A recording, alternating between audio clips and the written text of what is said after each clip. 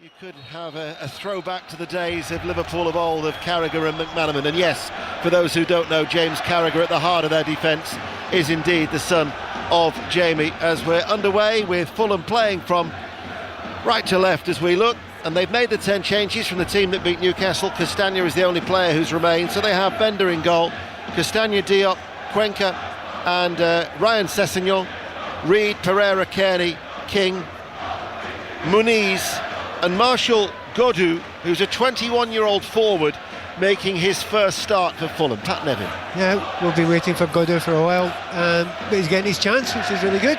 But he's going to have to try and get the ball in the middle to Muniz, because Muniz, although he doesn't always start, he is a very, very special goal scorer. So the two wingers, Josh King and Godou himself, are two players I'm looking forward to seeing today for that Fulham side.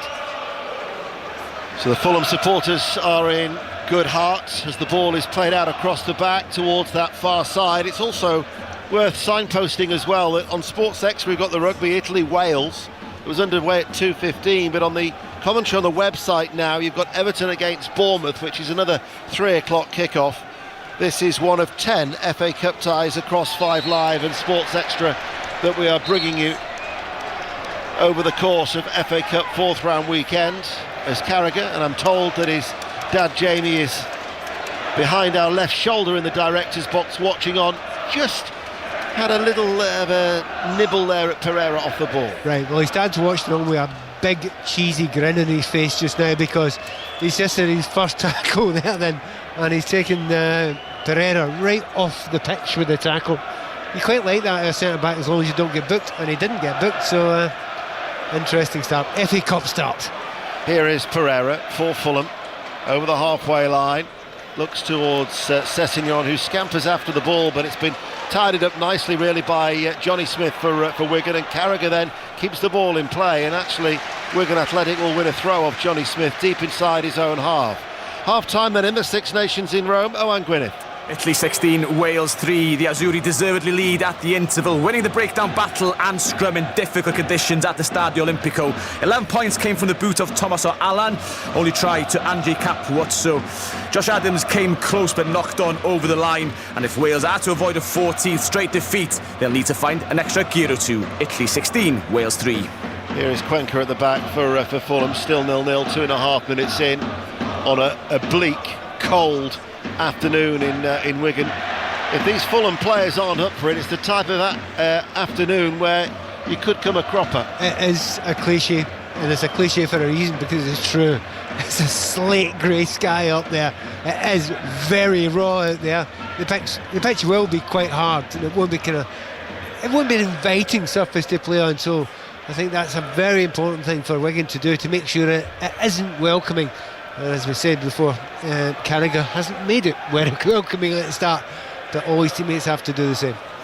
Ball on that far side with Fulham, and then all of a sudden Josh King, only his second start, the 18-year-old who's come up through the academy. There was that lovely photo, wasn't there, when he'd walked out against Southampton back in December, because he was a mascot with Tom Kearney in 2018, and then there he was walking out with Kearney for that game against the Saints as a first-team player, which is some journey. So for Josh King and Marshall Godou, they're two youngsters who'll be keen to make their impression for their manager Marco Silva. We really keen to see him get on the ball. I mean, that's what you want. If you're two wide players you're talking about there, you know, get on the ball. Both of them quite small-looking players, obviously pacey as well. Keen to see the level of skills that they've got, but get the ball out wide, and as I say, if you've got Muniz in the middle, you've got somebody who can score if you get the ball in there. Fulham have got a free kick, not quite midway point of the Wigan half. They're playing from right to left as we look. Pereira stands over it if he wishes to hit it with his right boot, otherwise it'll be the left foot of Tom Kearney to wrap it in. Wigan have got a line of blue and white striped shirts on the edge of the area. Pereira in the end goes square to the flame-haired Reed, who hits it early and forward up towards that far side. Castagna had made the run, and now Wigan get it away, and Dale Taylor looks to keep the ball in play and succeeds on that far side and plays it behind to Adiko. Wigan Athletic, who really have struggled at home this season, looking to try and keep Fulham at bay, and also try and pose them some problems as Sam Tickle, this highly rated England under-21 international goalkeeper, clears away downfield, but picked up by Castagna, a winner of the FA Cup during his Leicester days some 4 years ago. And the Coventry-Ipswich Town game has actually been delayed by 10 minutes because of crowd congestion. So that will now be a 3:10 kick-off between Coventry and Ipswich. As we welcome listeners from the BBC World Service who've been listening in the build-up to Lee James and Dan Gosling at Goodison Park. So we've stayed in the northwest of England, and here we are now at the Brick Community Stadium, where it's Wigan 0, Fulham 0, alongside a former Evertonian in Pat Nevin. Absolutely, and it is a very exciting place to be at the moment, Goodison Park. And the final game against Liverpool to be played there as well in the coming weeks. So everyone's a very special one in this last season for the old stadium. Yeah, and in light of that meeting on Wednesday, I think there is a special programme, isn't there? A special podcast with to look out for on the 5 Live Football daily feed, which Kelly Cates has done. That was a little late. And the referee, who is David Webb from Lancashire, might just look to potentially have a word here. Oh, I thought we were going to do FA Cup rules, as in you get away with a few, but it would seem not. Carragher done one, got away with it, but the referee's had enough. Luke Robinson, the Wigan left back, has been booked for a late challenge. He's one of the 3 changes that has been made. Carlisle United, under their new manager Mark Hughes, they're bottom of the Football League. They've lost 5 of their last 6, but they are leading at Grimsby Town. Grimsby Town 0, Carlisle United 1. It's the usual goal service on BBC Radio 5 Live and BBC Sounds and the World Service this afternoon. But we've been playing for 7 minutes as the ball is hit long up towards Muniz, off the chest, tries to react. Carragher was there. Carragher goes to the ground, and the referee has adjudged there was a foul there by Muniz with his dyed hair, and Wigan Athletic will get a free kick. Yeah, it's interesting. Fulham have started very well. You know, you just asked the question, are they going to be up for it? And, you know, up north and it's cold. Actually, they do look up for it just now. They've controlled large parts of the games.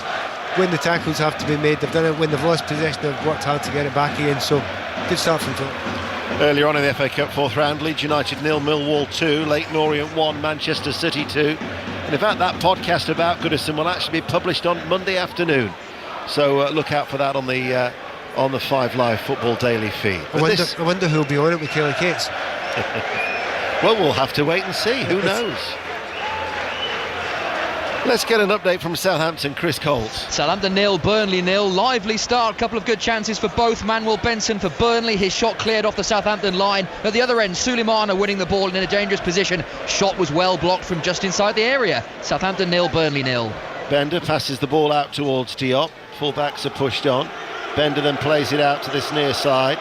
Here is Ryan Sessegnon. For those wondering, his twin brother Stephen is back from injury and is on the substitutes bench for Wigan today. They grew up together through the Fulham Academy. They've played 3 times actually together in the Fulham first team, but they've never faced each other in a competitive game. There's been a goal at Stoke in the Cup. Pat Murphy. It's gone to Cardiff City. They've been the better side so far. Ruben Colwill not picked up edge of the box. Poor marking.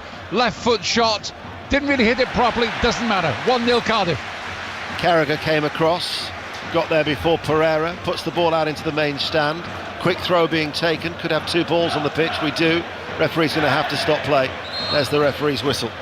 As a result of that bouncing ball, the orange ball that had been tossed back onto the pitch from the main stand. Do you know what? You don't want to say the old phrase, chip off the old block. But Carragher is very like Carragher, isn't he? He plays the centre-back position there. Does love to tackle. Does love to get totally involved in the game. Fearless as well. So, as you say, like his dad. We'll find out in time if he's going to be ever as good as his dad, but certainly the willingness is there. And he's had a good start to the game. Well, he's had loans at Oldham and Inverness in his career. He joined the Wigan Academy in 2017, but because of those loans away from the club, only made his league debut in August and scored his first goal against Bristol Rovers last month. But he's certainly been involved quite a bit already in these opening 10 minutes here on BBC Radio 5 Live and BBC Sounds, where it remains goalless in this FA Cup fourth round tie on a day where we've just got wall-to-wall live sport. Here is Sessegnon to Kearney, able to turn, plays the ball back to Reid. Wigan Athletic had everybody back behind the ball. The ball then laid out by Muniz out towards that far side. This is King, keeps the ball in play on the right and strokes it back. Diop midway through the Wigan half. Reid then will take over, the holding midfielder. This is Cuenca now left of the centre circle. They work it across the back. Sessegnon forward then to Godou. Back towards Sessegnon. And then Civic comes herring out from right back, and Fulham are forced back. They are forced back. It's kind of hard to get through that back line when you watch. I mean, they set up as a back four, Wigan, but in reality, when they lose, they're at least a five, because that's Morgan's back there. But there's sometimes a back six, because both of the wide players get back in there, and they're going to be very hard to break through. And certainly they're not leaving all the rest of the players up as well. They've got the likes of Scott Smith and Adiko playing deep in that midfield as well. So it's going to be a really tough blue and white wall to get through for Fulham.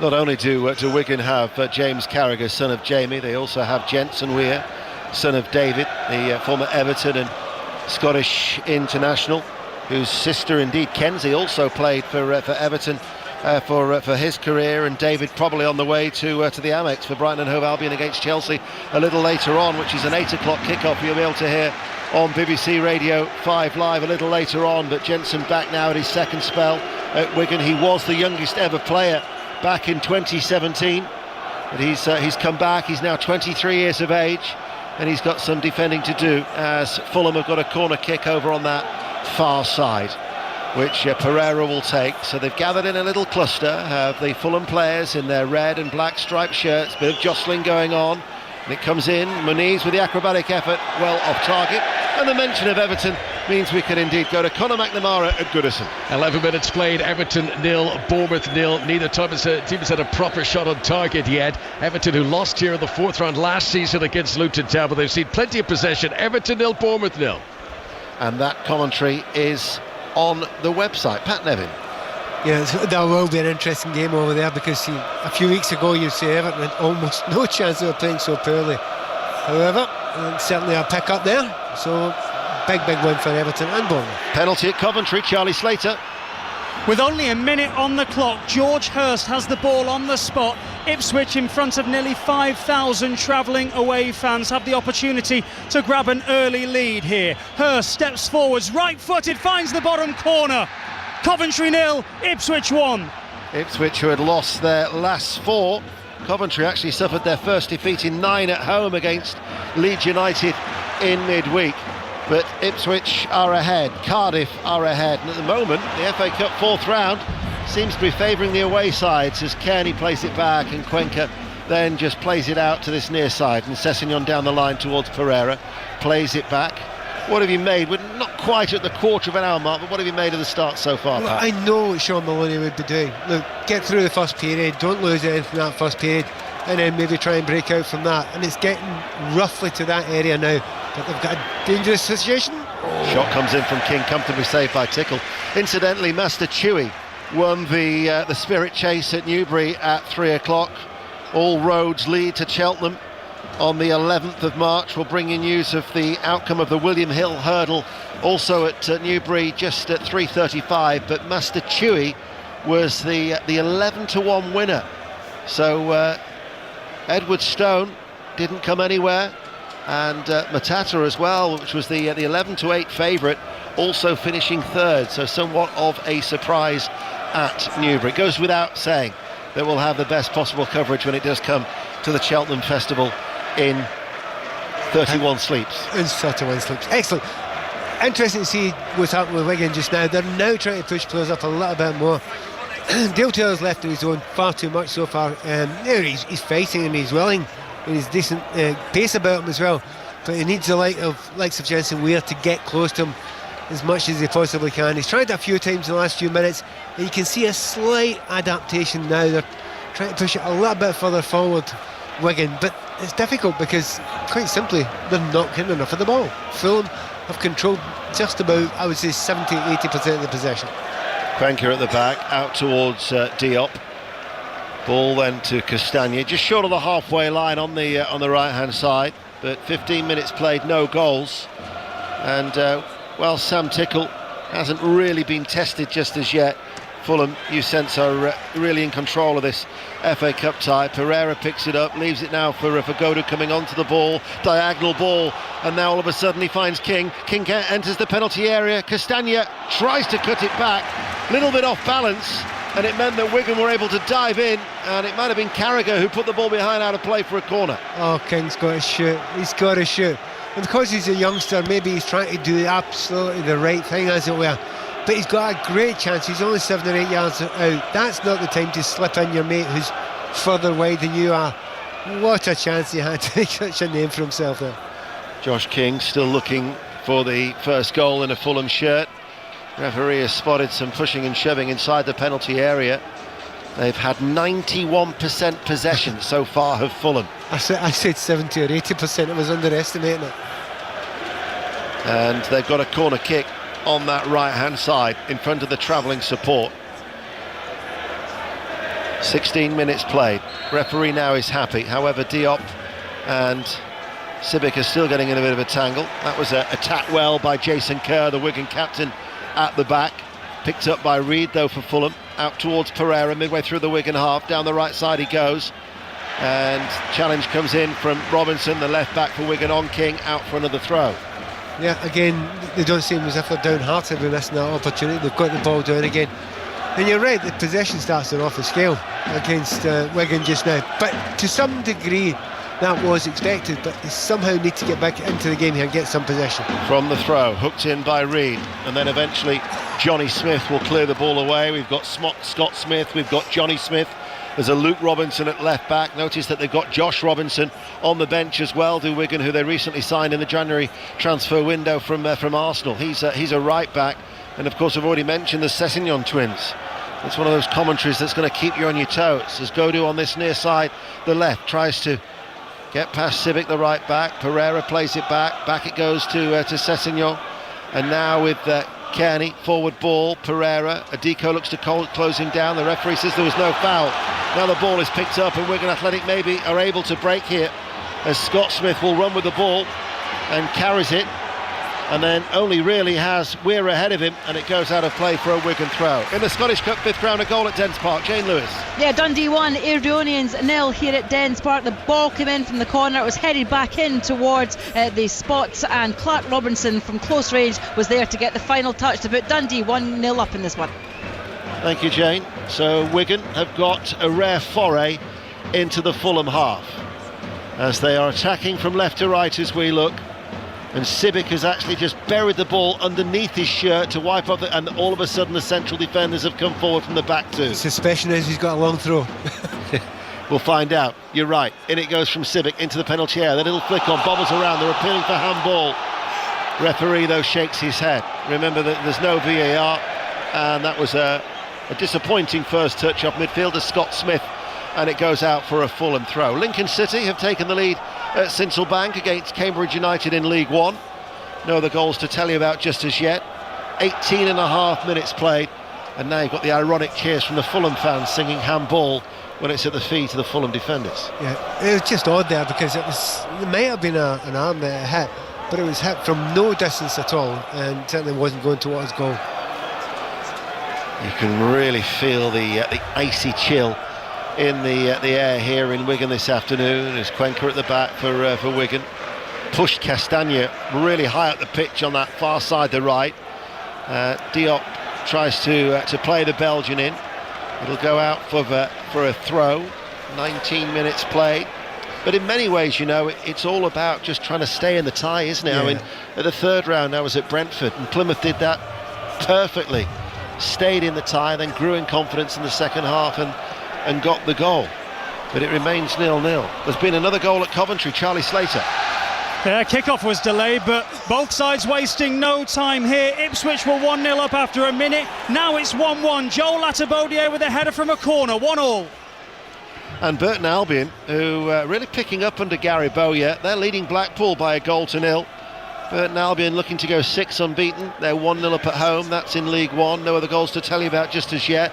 We're in the 20th minute here, and it is still Wigan Athletic 0, Fulham 0 for the first ever meeting in the FA Cup, as Godou tries to thread a ball through. Comes to Muniz, sharp turn on the edge of the D, held up then enough by Adiko, goes back out towards Kearney.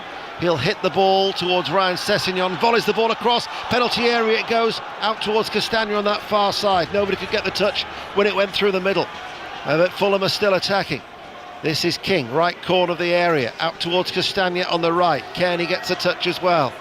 Pereira is also there. 4 red and black striped shirts on that right hand side for Fulham, keeping the ball, and Wigan being forced to defend very, very deep. Another goal in the cup at Stoke, Pat Murphy. Another one to Cardiff. Youssef Salek has scored, one of their January loan signings. Mistake by Bonham, the Stoke keeper, and his defence. They couldn't really pick up an optimistic punt. Salek nicked in and lobbed it over the keeper. Stoke 0, Cardiff 2. In the Championship, Sheffield United Portsmouth, Shojo Saka. Sheffield United 0, Portsmouth 0, but Portsmouth should be ahead. Terrible miss from Callum Lang, just 3 yards out. Attack down the left, it was a sharp chance, but it was harder to miss than to score. Colby Bishops also had a really good chance, he couldn't convert. Sheffield United 0, Portsmouth 0. Missed opportunity for Sunderland earlier in that 2-2 home draw with Watford. West Bromwich Albion beat Sheffield Wednesday by 2-1. Just looking at the way Fulham are changing it now, they've realised that Wigan are just not coming out at all, so they're getting both the fullbacks to fly forward. Sessegnon get a good cross in there, and on the right hand side Castagna's getting up as often as possible as well, so it's actually beginning to look a wee bit like forwards versus defenders, isn't it, just now, because Wigan are struggling to get out. I would say once they've been in the opposition box in the game so far, and we're more than 20 minutes into the game. Robinson, who's already been booked, Luke Robinson, gives away a free kick over the halfway line, right to the centre circle. Reid will take it for Fulham. They do have a very strong looking bench as well, should anything go awry for Marco Silva, who in his previous 7 seasons, when he was been either the Hull, Watford or Everton manager, or indeed including his time at Fulham obviously, he's only been once beyond round 4, and that was when Fulham 2 years ago reached the quarter-finals, and you might recall they actually imploded that day at Old Trafford when he was sent off, Mitrovic was sent off, and Willian was also sent off, and Willian is on the bench, despite them saying that he's going to take 2 to 3 weeks to get up to speed after joining as a free agent. He's amongst the substitutes today. Taken neatly by King, running forward, this slight little player, then finds Godou to the edge of the area, out towards Sessegnon, first time cross, Muniz with a header, and Fulham lead. Cross from the left, diving header at the far post by Rodrigo Muniz, and Fulham have turned their dominance into a goal. It's thoroughly deserved. Wigan Athletic 0, Fulham 1. But just as mentioned beforehand, because they realised that Wigan weren't coming down, they just asked both of their fullbacks, go and play wide, just get up there. That's exactly what happened. Castagna had put one cross in from the right, but Sessegnon had put a cracker in from left just before. This time it was inch perfect. Muniz guided it while he was diving into the far corner. Tough one for Wigan there. So 1-0 to Fulham, and there has been a goal at Goodison. Conor McNamara. It's Everton 0, Bournemouth 1. A penalty won by and scored by Antoine Semenyo, smashing it in low beyond Jordan Pickford. Tarkowski fouled him. Everton 0, Bournemouth 1. Thank you, Conor. Commentary of that continues on the BBC Sport website. I made an appearance at BBC Radio 5 Live Breakfast this morning. I was saying that there was a great stat from Bill Edgar in the Times that didn't really get a great deal of love, or not enough love on social media. 5 top flight clubs drawn away, which was the fewest in round 3 since 1925, and yet then 12 away from home from the top flight in round 4, the most since 1925. And one of them, Fulham, are leading here by 1-0. A goal at Bramall Lane now, Shojo. It is Sheffield United 1, Portsmouth 0. Gus Harmer with his 7th of the season, back from suspension today. Set up by Brent Brereton. Lovely run into the box, a little dribble, right-footed finish. Sheffield United 1, Portsmouth 0. And another one of those ties will be at St Andrews, Birmingham City against Newcastle United. Because of the rugby, as soon as it's finished here, we will go straight to Twickenham for England against France, which gets underway at 4:45, and as a result of that, the first half of Birmingham City Newcastle United will be on Sports Extra, and then once the rugby's finished, the game then will switch to 5 Live, and then at 8 o'clock we've got Brighton and Hove Albion against Chelsea. So that's one of those days when I was saying about wall-to-wall live action for you on 5 Live. But Fulham, they've been patient, they haven't really had many scares, and if anything, they're looking like scoring more goals. Do you know, that's the thing though, a lot of teams do that these days, particularly away from home. Play it quiet first 20 minutes, sit back, soak up a wee out of pressure and then come into the game. That's all very well unless you lose a goal. If you lose a goal, then you've almost just passed it to the opposition, and that's what's happened to Wigan here. It looks since the goal, they've pushed right further forward now. This is the way the players would like to play a little bit more like this, so I think maybe Sean Maloney may be a bit disappointed that he didn't move them forward that wee bit earlier. Well, they're being forced back at the moment, Kerr forward, and then Scott Smith tidies it up towards Carragher, barged over from behind by Pereira. I think he might have remembered the earlier challenge. Absolute stick-on. Nothing surer in this world. He'd been waiting a wee while there to have a little bit go back at Carragher. He's a robust lad. Carragher will be fine. Livingston are leading Cove Rangers by 1-0 in the Scottish Cup. What about Italy-Wales in the Six Nations? Owen Gwyneth. Still Italy 16, Wales 3. 10 minutes into the second half. It's been a scrappy second half for both sides. A lot of rain, a lot of kicking, making handling conditions very tricky. Wales starting to make the changes on the field. Dan Edwards on for his second cap at fly half, hoping to change Wales' fortunes. Italy 16, Wales 3. Portsmouth have equalised at Bramall Lane. Sheffield United 1, Portsmouth 1, as the ball is hit long towards Johnny Smith. Sessegnon tries to hold him up, but he gets goal side, does Johnny Smith.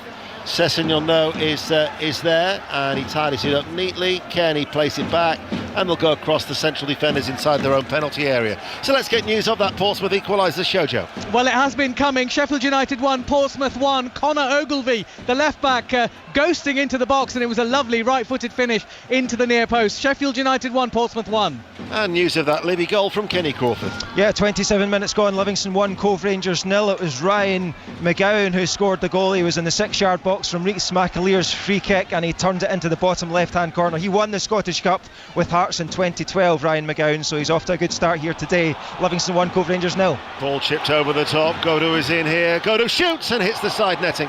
Low left-footed, just past the left-hand post. But Fulham very close to a second goal. Yeah, he's a bit unlucky there. He had a long way to run. He ran basically half the length of the pitch. He was getting closed down by two defenders behind him there. The shot probably should go across the goalkeeper there. He's went for the near post, couldn't quite get it on target. But Godo showed a little bit of pace at the start of this game, a wee bit of intelligence as well. Quite impressive.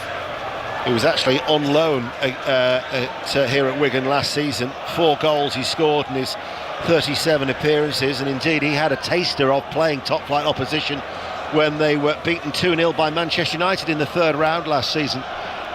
It's actually been credited, by the way, as a Luke Robinson own goal. So we were saying that Muniz had got it for what would have been his 6th of the season, but a Luke Robinson own goal. It's a funny angle when it was crossed over to him. He had to turn his head backwards, and I thought it was being a real delicate dinked head backwards, so it must have got a little bit of a deflection on the way. Goal at Dundee, Jane Lewis. Yeah, it's 2-0 to the home side, and I have to say it was a bit of a howler from the Airdronians goalkeeper Kieran Wright. He came out for the ball, but before he could get a chance to clear it, Scott Tiffany nicked in, as Scott Tiffany has a liking for doing. He played the ball across the face of the goal, and there was a Dundee player, I think it was Simon Murray, to get on the end of it, and that has put Dundee well and truly in the driving seat for this one. It was Lyle Cameron, who scored the goal. They are well and truly in the driving seat in this one. They lead by 2-0. Jason Kerr's just given away a free kick. It'll be a foul to Fulham inside their own half. There's no pressure on the Premier League side though, Pat. Not so far. I mean, that could change, you never know, but then interesting the way my knees went down. Look, there was a little bit of a foul there, but the kind of the dive afterwards was extraordinary, and the people up there don't like that. They didn't react well to it at all. Fulham in possession. King out towards Diop, high up the pitch on that right hand side is the central defender, and then Reed over the halfway line plays it back. Cuenca now to this near side, the left back for Ryan Sessegnon comes forward, finds Kearney, quickly releases it towards Pereira. Ryan Sessegnon getting forward once again. It's his cross from the left-hand side. Carragher will prevent it going any further, clears it out of the penalty area. Picked up by Pereira though on the Fulham left. He delivers a deep one towards Castagna. Might drop towards Reed. Castagna actually stabs it back to the former Southampton midfielder. But half an hour played, and still the pattern of the game hasn't changed. It is all Fulham as a ball in towards Muniz. Tries to sweep it goalwards. Carragher made the run behind him. Off the legs of Carragher, behind for a corner kick to Fulham, who are 1-0 up. I mean, I can see what Wigan are trying to do. They're trying to change the way the game is running just now. And the way they're trying to do that is push players in the midfield a little bit further forward. But they've settled into that pattern. You're absolutely right. And when you settle in the pattern, it's all very well to say to your team, you know, move out, push up a little bit. But they've been in that pattern for so long in the game that they cannot get out of it, and certainly the confidence of Fulham is showing through just now. Corner is taken short on that right-hand side. Pereira then gets it back from Kearney, rolls it in short and low. There was a bit of afters there between Muniz, had gone to the floor. He's quickly back on his feet, but it's a bit of a tangle between him and Luke Robinson. Robinson has got to be careful. He's already on a yellow card, and in fact Muniz is just highlighting that to the referee. Yeah, it's I mean, there's been a couple of things that they've happened kind of slightly off the ball a few of the times, and because they're off the ball, you know, that's much more dangerous for getting another yellow card. So another corner kick. I'm going to ask you a question about the goal in a minute, Pat, as Fulham still lead 1-0. 5 Live, BBC Sounds and the World Service. Corner from that far side, it's an outswing, and Diop's header pushed away by Tickle, back towards Diop, he's sliced it horribly wide. So the video printer has said it's a Luke Robinson own goal after 23 minutes. The way that Muniz celebrated, it wasn't as if he knew it had been an own goal. It looks like it's a very, very harsh decision. Yeah, I mean, we've got a monitor, we haven't got a monitor, we're watching someone else's laptop in front of us. And it's only got one angle, so it's not obvious from that, but I would give you the other point of view that centre forwards tend to claim them. Full stop. And that is a fair point, Pat. Exactly. 13 minutes to go to half-time. Wigan Athletic 0, Fulham 1. Coventry 1, Ipswich 1. Everton 0, Bournemouth 1. Commentary of that is on the website. Preston North End 0, Wycombe Wanderers 0. Mike Dodds, his first game in charge, the ex-Sunderland coach, as the ball is hit long towards Pereira. Into the arms of Tickle it goes. Southampton Burnley is also goalless. Stoke City 0, Cardiff City 2. Millwall and Manchester City joining Manchester United in the hat for the 5th round. The draw, incidentally, will take place on BBC television during the one show from 7 o'clock. Oh, correction. Wigan Athletic 0, Fulham 1, Muniz. I said I couldn't see. I just couldn't see how it'd been a. And I said they do claim it. By the way, I hope that didn't come across as too bitter from me. Never. Historically, centre forwards claim everything if they're in the vague area of where the ball was. 12 minutes to go to the break, and Tickle is going to take the goal kick. But there's not been one segment during this game where the League One team have had anything like a sustained spell in the game. And it's exactly the case. I was beginning to think it's a cold day today, and there is one player who is struggling with the cold for Fulham, and I do worry about him. It's the goalkeeper. He's had nothing to do. The ball's nowhere near him at all, and he doesn't start many games. Obviously, coming in for this one, so far very little, if anything, to do. This is only his 4th appearance since he arrived from Swansea in the summer. Stephen Bender. Crewe 0, Newport County 1 is the latest score in League 2. Carragher waits to take the free kick for Wigan midway through their own half, and he hits it right-footed on the diagonal out towards Asamoah on the far side, easily beaten by Castagna. Kerr though steps out of defence, lifts the ball forward, and then Wigan come forward. Opportunity maybe here, out towards Asamoah on that left-hand side. Asamoah, well, he passes the ball in rather than shoots, and it's taken a deflection, and it goes behind for a corner kick for Wigan. To be honest, that's a very good ball he played in there. Very unorthodox, usually try and get down the line or clip it high, but he's passed it through a tangle of players' legs. Could have went anywhere, must have got a little clip, Corner kick for Wigan. So a corner on this near side. Johnny Smith is going to take it. Wigan in their royal and white blue striped shirts, and it's Johnny Smith who goes towards the far post, and Bender was struggling to get there. He got something on it because he touched it behind for another corner on the other side. The Wigan left. It's clearly it's an important part of the game, you know, the corner kicks, also the long throws as well, and that's not seen as one-dimensional anymore, because even Arsenal do that these days. Jensen Weir then has raced across to take it on the left. Once again the Wigan players are gathering at the far post. Zonal marking in operation for Fulham. In it comes from Weir, plenty on that, over the head of Kerr, and it goes all the way out of play for a goal kick with 9 minutes to go to half time. Wigan Athletic 0, Fulham 1, 5 Live, Pat Nevin. A little bit excitable there, just getting that ball too far. You're not going to get that many opportunities to get the ball into that area. Everyone come up for it, all the centre backs, everyone. So to put it as long as that was disappointing. But 2 corner kicks in a row, so a little bit of hope for Wigan. There are over 51 places between the two. Wigan 16th in League One, Fulham 9th in the Premier League. There are actually only 2 bigger gaps, and you look at the fixtures over this 4th round weekend.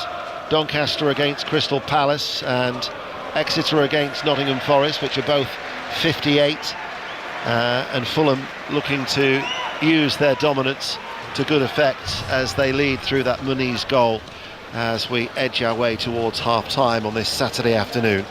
BBC Radio 5 Live, Fulham still leading by a goal to 0.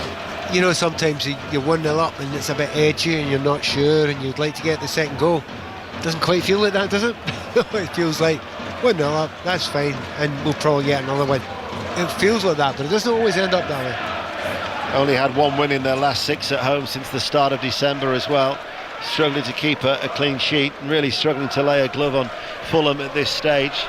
The possession has dropped from 91 to 80%.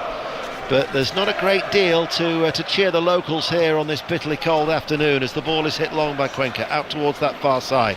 Castagna almost playing as a right winger, heads it back then towards King, who's got time on the ball and just strokes it back. And they're not in the faces of Fulham, they're not getting close to Fulham. Well, you know, just for a little bit of time after the goal was lost, they've pressed a little bit higher, they've got a wee bit higher, but they've kind of lost the belief in doing that now. Ball is hit down the middle by Cuenca. Oh, and almost trying to get on the end of that was King. He'd made that run into that central area of the penalty box, just had a little flash of it with his right boot, went all the way through to Tickle. But Robinson was unable to get forward. He then passed the ball back. Carragher will go back towards Tickle. Fulham are working hard. They're not giving these Wigan players much time to settle on the ball. Civic's ball in field is collected on the stretch there from Dale Taylor. That's the striker coming back midway through his own half just to get a touch. Dale Taylor, who's on loan from Nottingham Forest, and the ball is hit long towards Asamoah, but it will run away from him and through towards the Fulham goalkeeper Bender. Big day in the Six Nations. Let's get the latest from that 2:15 kickoff. Owen Gwyneth. Things going from bad to worse for Wales. Currently 16-3 with 59 minutes on the clock. Josh Adams just been sent to the sin bin. A yellow card to the winger. He was chasing a high ball, and as the fly half Paolo Garbisi was coming back down to earth with the ball, the winger had a head-on-head collision. And unfortunately, after review for the Welshman, a yellow card was shown and he's in the sin bin for review, which could potentially be up to red card. Currently 16-3, Wales down to 14. Reid hits the ball forward, cut out though by Asamoah, who was forced back, and then it's Robinson who'll control the ball and will run forward, and then it's up towards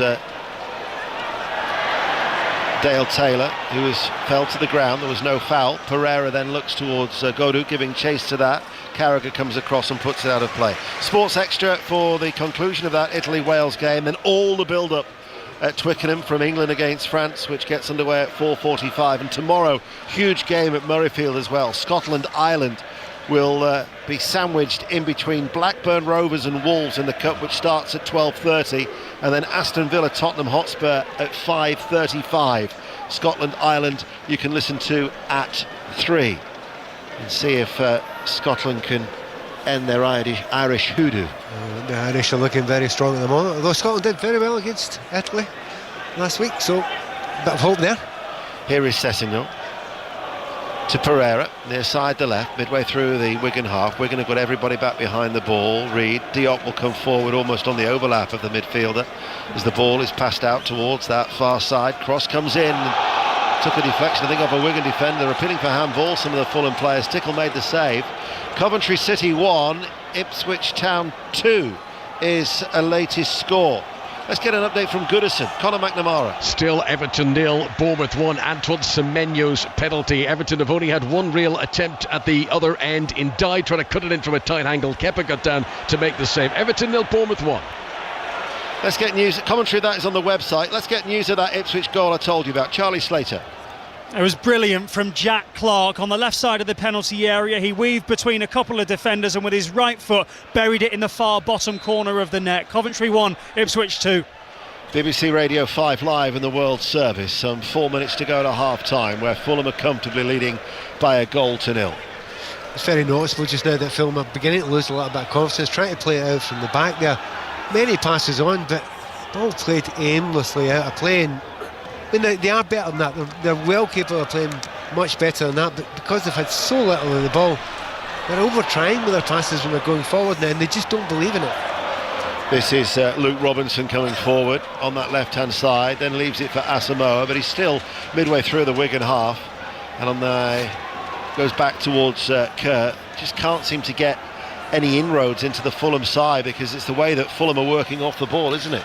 It is, you know, in the midfield there, when they've a few times you've thought, manager, hold the ball, play a few passes, but they don't seem to have enough belief to be able to do that in the middle of the park. That's only happening at the back of the pitch, so let's see if there's a bit better here now. Scott Smith out towards Asamoah, chance for them to run at the ball and to attack Castagna. On that far side, the Wigan left, as they still trail by 1-0. Ball back to Scott Smith, his forward ball. Weir though is offside, and that'll be a free kick to Fulham. Marco Silva though is not one for resting on his laurels. He is now having a word with Muniz, because whilst they were pressing on this near side the left, the ball was played into the midfield towards Scott Smith, and there was no pressure being applied by Muniz. The thing is, if one player stops doing it, then the one behind him will stop doing it as well, and then it can go through the team, and that's the last thing you want when you're only a goal up. That's Pat Nevin, former Scottish international, runner-up in the FA Cup back in 1989. Familiar voice, of course, on BBC Radio 5 Live, and I'm sure Pat, like myself, will be thoroughly looking forward to being at Parkhead on Wednesday night, because the live football, not just tomorrow and Monday at Doncaster and then Manchester City Real Madrid on Tuesday, continues all the way through to Wednesday. Those Champions League playoff games, Manchester City Real Madrid and Celtic against Bayern Munich, both will be live on BBC Radio 5 Live. Cambridge United have equalised at Lincoln City in League One. Lincoln 1, Cambridge 1, and there's been another goal at Stoke City in the Cup. Pat Murphy. Stoke pulled one back. A brilliant goal by Lewis Kumas, left foot. Superb pass by Berger inside the fullback. Excellent finish. Stoke 1, Cardiff 2. Just 2 minutes remaining here at Wigan. Wigan 0, Fulham 1. Southampton Burnley is 0-0. Preston Wickham remains goalless. Bournemouth still lead at Everton. Coventry 1, Ipswich Town 2. As the ball will be picked up by Sam Tickle. He signed the new 4-year deal in the summer. He's being pursued by a number of championship clubs, is the 22-year-old. And headline writer's dream for a name as well. Plenty of little jokes will be in there. Tickle's laughing, etc. Yeah. Arms like Mister. Yep. We could go on. Sadly, they're not actually working today because he's not very happy, Sir Tickle, at the moment. But he's not had actually that much to do apart from the goal. They lost. There's been one or two half-decent little saves, but other than that, he's been okay. Another goal at Dens Park. Jane Lewis. Yeah, there has indeed. Dundee now firmly in control of this one, if they weren't before. They've taken another goal. It's now 3-0 to Dundee against Adrian. It's a lovely through ball for Adewumi, and he finished off coolly to put the Dens Park side firmly in control in this one. They lead Adrianians by 3-0. And another goal at Goodison. Conor McNamara. Everton 0, Bournemouth 2. This is a heavy blow for Everton. 2 minutes before half-time. Daniel Jebison. Bournemouth so hard working. They've ran this one in. Everton 0, Bournemouth 2. Daniel Jebison, who Bournemouth signed from Sheffield United, as the ball goes over the top towards Castagna on that far side. And then there was a foul by Castagna on Asamoah, who, the left-sided midfielder, just keeps being taken back. That's his second goal for the club, Jebison. His first was actually in the FA Cup against West Bromwich Albion, so he's saving all of his goals for the Cup. Yeah, to be honest, Bournemouth have, as we all know, been fantastic this season. We were down, watched them last week against Liverpool, and even though they lost 2-0, I thought they were fabulous. Work rate was great, and they're getting more and more players back now, so they are going to be a danger. Maybe Everton can do to Bournemouth what Bournemouth did to Everton when they met in August. If you recall, Everton were 2-0 up with 87 minutes played at Goodison, and then Bournemouth staged a dramatic late recovery and end up winning the game by 3-2 as we're now into stoppage time. We'll see how much their added on time there'll be. Just the 1 minute as Fleetwood Town are leading Cheltenham Town by 1-0 in League Two, and you've got the goals as they go in up and down the country on this Saturday afternoon. But here there hasn't been hardly anything to excite the Wigan support. And in fact, we've got a gap in between the stands. There's a little bridge over a little stream that takes you to a car park, and I can see 4 or 5 supporters heading already. Surely they haven't given up on. I'm kind of hoping that's not supporters, that's just people going to the shops. Might be. We're into the additional 60 seconds as Reid is forced to run back and play the ball back. Oh! I thought for a minute that Bender might have just shown a little bit of the ball to Dale Taylor, but as it was, Cuenca was there, and Fulham will comfortably play the ball out. In fact, it's not a stream, it's the River Douglas, I'm told. Ooh, that's not a big river. This is not mighty, as they say. In Yorkshire, we have big rivers. Not in the Red Rose County, clearly not. That was just a joke, by the way. Wigan 0, Fulham 1, very comfortable. Pat Nevin.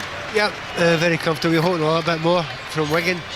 They tried to soak up the pressure at the start of the game. They did for a period of time, but when they lost the goal, they didn't seem to have another option.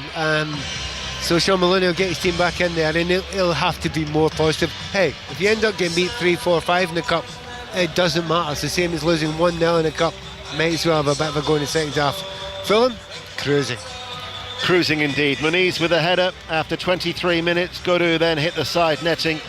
Wigan have been very, very tame. Wigan Athletic 0, Fulham 1. I think this may be one of the dullest afternoons we've ever done, don't you? I'm not just talking about that game, which is fairly anticlimactic here, but I'm looking elsewhere. You know, there's a full programme in the National League and in League Two. I've got 3 goals in League Two at 3 o'clock and 6 in the National League. They're not exactly flying in, are they?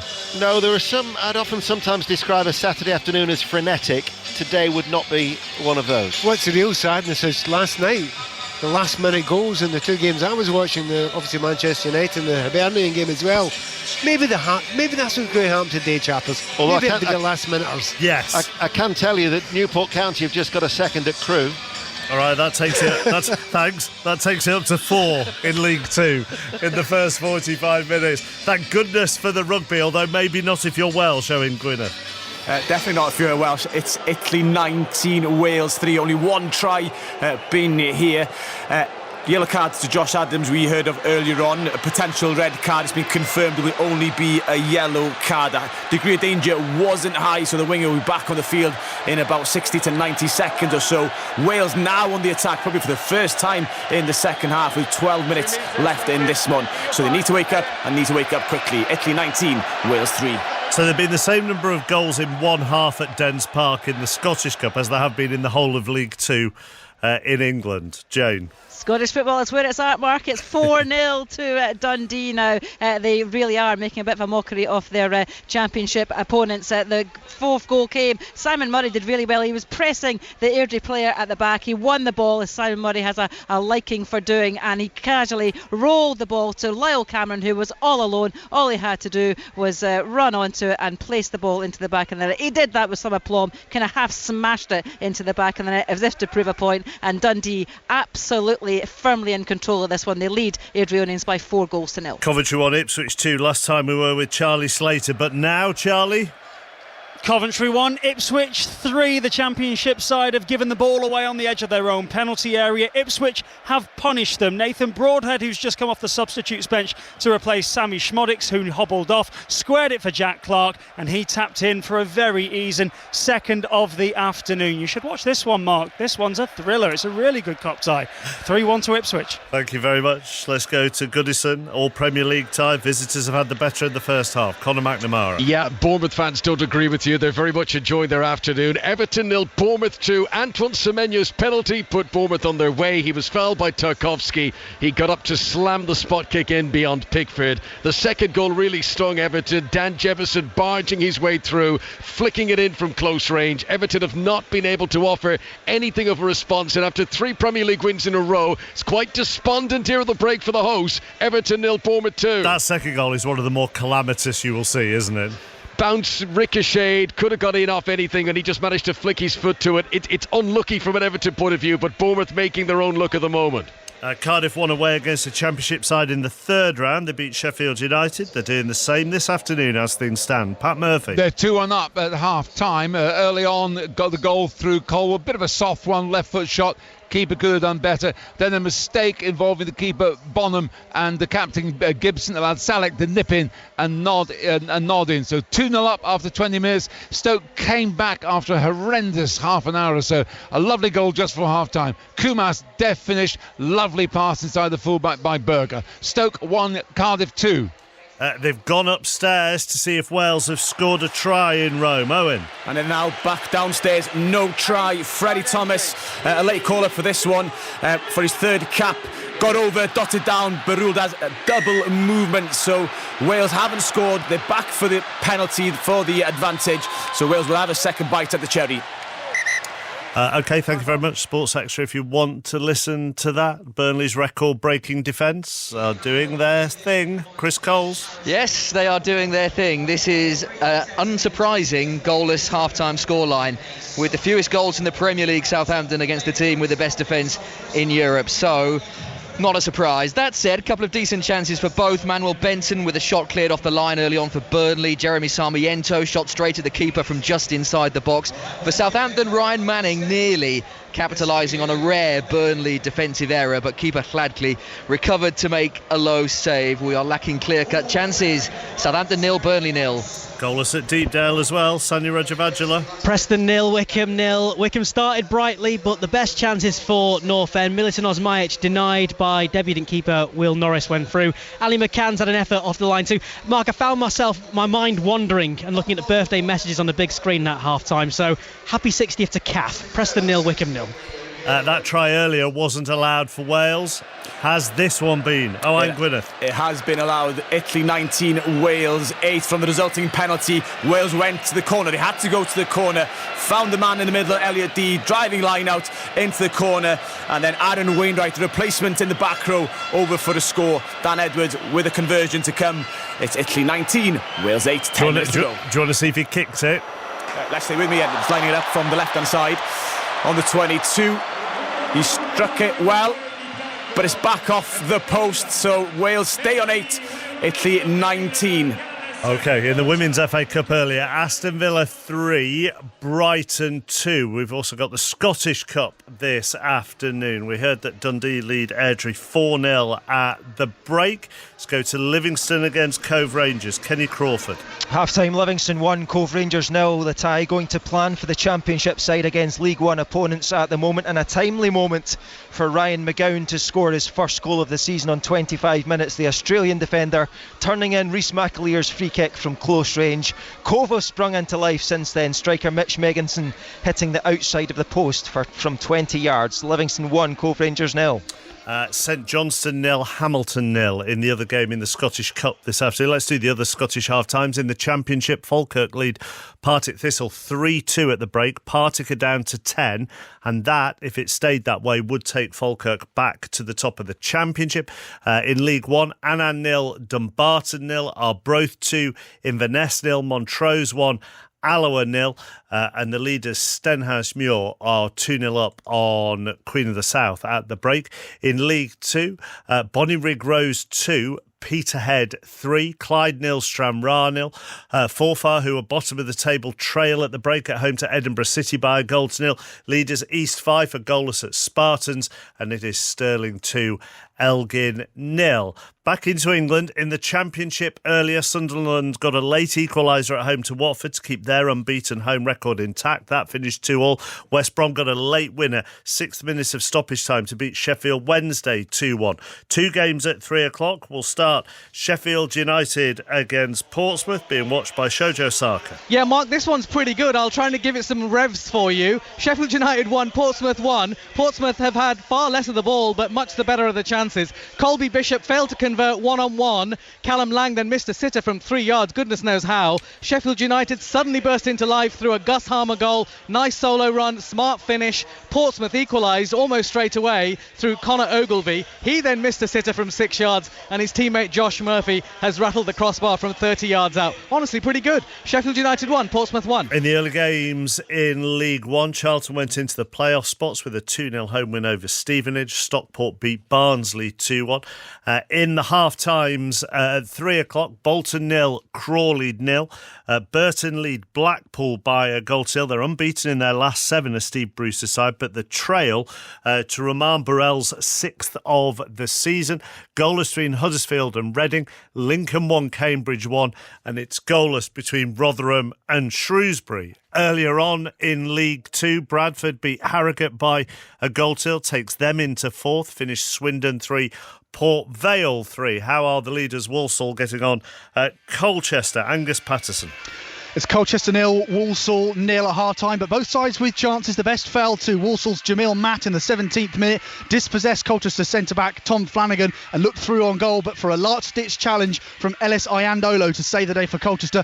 The hosts had a half a penalty shout on the 8th minute, and their best chance came from a corner. Kelleher at the back post heading wide. So all to play for in this second half as Walsall look for a first win in 4 and Colchester for a 4th win in 5. Colchester 0, Walsall 0. Most of the games in League 2 are goalless. In fact, only 3 of the games have got goals in them. So it's Accrington 0, AFC Wimbledon 0, Barrow 0, Gillingham 0, Crewe 0, Newport 2, Fleetwood lead Cheltenham by a goal to 0, Matty Virtue with his 8th of the season, and Carlisle, bottom of the table with Mark Hughes now in charge, are ahead at Grimsby thanks to Sam Lavell's 4th of the season. All the others are goalless. MK Dons, Bromley, Notts County, Morecambe and Salford against Tranmere. Back to Italy, Wales. Owen Gwyneth. Italy just scored another penalty thanks to Tommaso Allan. Now 22 points to 8 to the Italians. A 14-point gap with 8 minutes less to go, so Wales need 2 converted tries just to draw level. It's a tough task, and it could be the Italians' first win at the Stadio Olimpico against Wales. Italy 22, Wales 8. In the National League this afternoon, Altrincham lead Braintree by 2-0. It's Boston 0, Barnet 0, but Barnet are down to 10 in that game. Dagenham and Redbridge 1, Yeovil 1, Forest Green Rovers 0, Eastleigh 0, goalless between Maidenhead and Southend, and Rochdale and Ebbsfleet. Oldham 1-0 up at Solihull Moors, Sutton 0, Hartlepool 0, Wealdstone 0, Gateshead 2, and York lead Woking by a goal to 0. A couple of results from the Women's Premiership in the Rugby Union. Bristol beat Exeter by 45 points to 17, and it finished Sale 20, Trailfinders 33. There is one game in the Rugby Championship as well today, obviously involving 2 South African sides because of the Six Nations. Stormers 32, Bulls 33 is how that finished. 2 minutes to 4 o'clock. Richard Foster has the news. The voice of the UK. And the home of the Six Nations. This is BBC Radio 5 Live. The Israeli President Isaac Herzog says the condition of the 3 latest hostages released by Hamas is a crime against humanity. Ohad Ben Ami or Levy and Eli Sharabi were handed over to the Red Cross looking gaunt after Hamas fighters had paraded them on a stage. Israel freed 183 Palestinian prisoners in return. Hundreds of people are taking part in an anti-knife crime march following the fatal stabbing of 15-year-old Harvey Wilgoose at a school in Sheffield. Family and friends have been joined by football fans walking from the city's town hall to Bramall Lane Stadium. A judge in the United States has blocked Elon Musk's government efficiency program from accessing the personal data of millions of Americans at the Treasury Department. The team were also ordered to destroy any material downloaded from Treasury records. Lithuania, Latvia and Estonia have disconnected their power grids from Russia and Belarus. They'll join the EU's power network tomorrow in a switch that's been accelerated after Russia's invasion of Ukraine. And Sony says it's still trying to fix problems with the PlayStation network, which has been down since last night. It means it hasn't been possible for people to play games like Call of Duty and Grand Theft Auto online. On BBC iPlayer, I live for this feeling. Oh, yes! Stacey Solomon and the team are back. It's full to the brim. It's a wall of stuff. Helping families clear their clutter. Dessert spoons, teaspoons, tablespoons. Who has a dessert spoon? How did you even get all of this in there? And making life a little better. Wow. How good is this? It's literally changed the dynamics of our family. Brand new Sort Your Life Out. This is life-changing for every single one of them. Starts Tuesday on BBC iPlayer. This is 5 Live Sport with Mark Chapman. Listen on BBC Sounds. Back at Wigan shortly, where Fulham lead by a goal to nil in the FA Cup. Earlier, Manchester City had to come from a goal down to beat Leyton Orient 2-1. The League One side had taken the lead after Jamie Donnelly hit a shot from just inside the City half that hit the bar, then hit Stefan Ortega and went in. Here's Leyton Orient manager Richie Wellens. We give it everything. We was organised. Tactically, we were very good. The energy that we showed, we was a goal threat. We was a counter-attack threat when we got 1 or 2 passes in. But also, you're playing against top players. So at any time, they can just go bang and turn it on. And disappointed with the 2 goals, deflected goal, and then typical Man City run, De Bruyne run, when the ball goes out wide and they play it around the corner into that space. So disappointed with them, but obviously they had other chances as well. Jamie Donnelly and his strike. It's not the first time he's tried something like that. So had that been identified in the week leading up, that City's goalkeepers are always off their line? I'd love to say that I did, but no, I'm not. Every credit goes to Jamie on that. He's seen it. Seeing it is one thing, having the technical ability to execute it is another thing. So yeah, that's all down to Jamie. That was Richie Wellens with Rob Nothman. With Wales on the brink of losing in Rome, we're going to head to Twickenham. This will be our 4:45 game. It will start on Sports Extra, then come to 5 Live. England against France with Chris Jones. The crowd filing into the stadium, Mark, on a filthy Twickenham afternoon. Cold and wet, but can England lift the gloom? It's been almost 12 months since they last pulled off a significant win against the top team. 7 close defeats against the big boys, but all defeats. Another one today would crank up the pressure. France don't have a great record here at the Allianz Stadium, but 2 years ago they put 50 on England, so travel with confidence, as do their supporters. We're under 45 minutes away. Terrible result for Wales this, Chris. Terminal, really. It's as bad a thing as they've maybe ever been. The texts I've been getting in from Welsh family, they've never seen it like this. Barely throwing a punch, barely firing a shot in Rome, limping to defeat. And yeah, there'll be major changes happening after this campaign, you'd imagine. Although I think they may have just been given a penalty try, and Italy are getting their second yellow card in the space of a couple of minutes. It's on Sports Extra if you want to listen to the conclusion of that. Back underway at Wigan. Ian Dennis. I thought Chris Jones was describing Wigan for a moment, Pat. It could be. Yeah, we'll call it a filthy day here, though. It's just grey and dull as well. Neither side has made a change. We are back underway. Wigan Athletic, who at some point are going to have to rouse themselves to have a go, because at no point have they done it so far. And I'm aware that they are a League One side, but nevertheless, you look at how Leyton Orient acquitted themselves against Manchester City, as Wigan might be fired up now with those half-time words from Sean Maloney with a cross from the right-hand side. They have Tickle in goal, a back four of Toby Civic, James Carragher, Jason Kerr and Luke Robinson. Scott Smith and Baba Adiko, Jensen Weir, Johnny Smith, Asamoah Jr. and Dale Taylor. As for Fulham, in the red and black striped shirts and red shorts, Bender is in goal. They've got Castagna, Diop, Cuenca and Ryan Sessegnon, Reid, Pereira and Kearney. Muniz the goal scorer, Marshall Godu and Josh King also.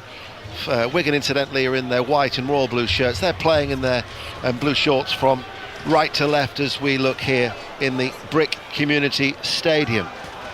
So headed away by Carragher and picked up then by Reid in the midfield, and now with Kearney. Let's get the closing stages in the rugby with Owen Gwyneth. It's Italy 22, Wales 15. The Italians down to 13 men. 5 seconds remaining of normal time. The red clock about to turn red. Wales currently in their own 22, trying to play out, trying to find a way back into the game. A converted try would bring the scores level, but currently it looks far cry to do that. Italy 22-15, defending well with 13 men. Wigan run the ball out of play over on the far side. Commentary of that is on Sports Extra, and then all the build-up to England against France, as you'll hear that once the football is finished here on BBC Radio 5 Live. Wigan Athletic 0, Fulham 1. Fulham across the back towards Diop. Was told that in the build-up to this week, Pat, that Sean Maloney was using Callum McManaman with his experience of winning the FA Cup, part of that side, man of the match indeed in 2013, to help them in training. But they need something to try and spark them into life. It's just sometimes very, very difficult to lift a team when they've started quietly. And they did start quietly and they couldn't get on the ball, and there's the confidence kind of dripped out of them. But Marco Silva will not be totally confident yet, because, you know, second half, a little bit of a change in tactics, you just never know.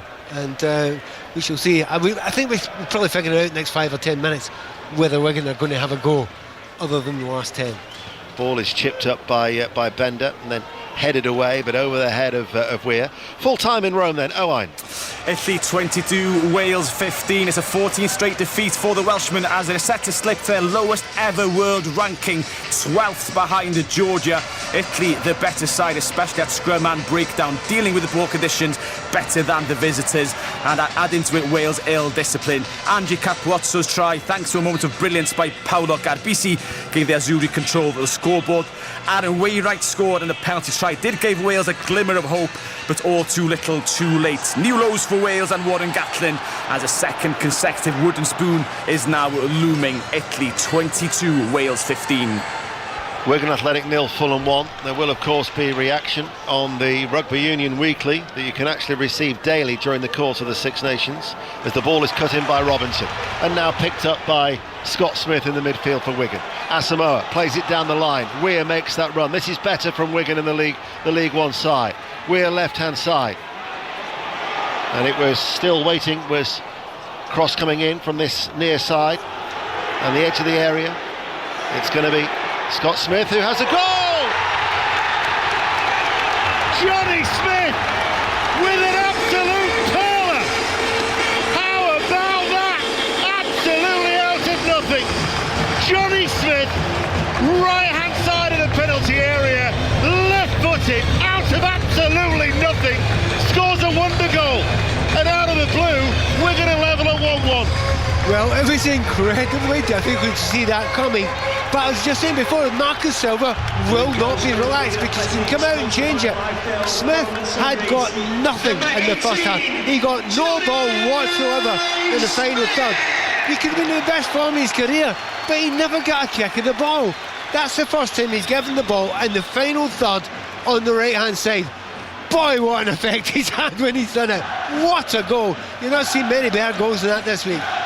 Well, that has sparked the place into life, not just the crowd. 27-year-old, signing from a free from Burton in 2023, and he's just gone and scored his 6th of the season.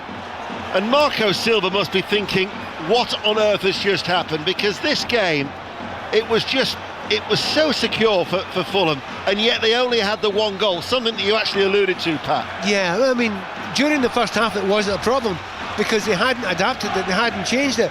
But things change at half-time in games.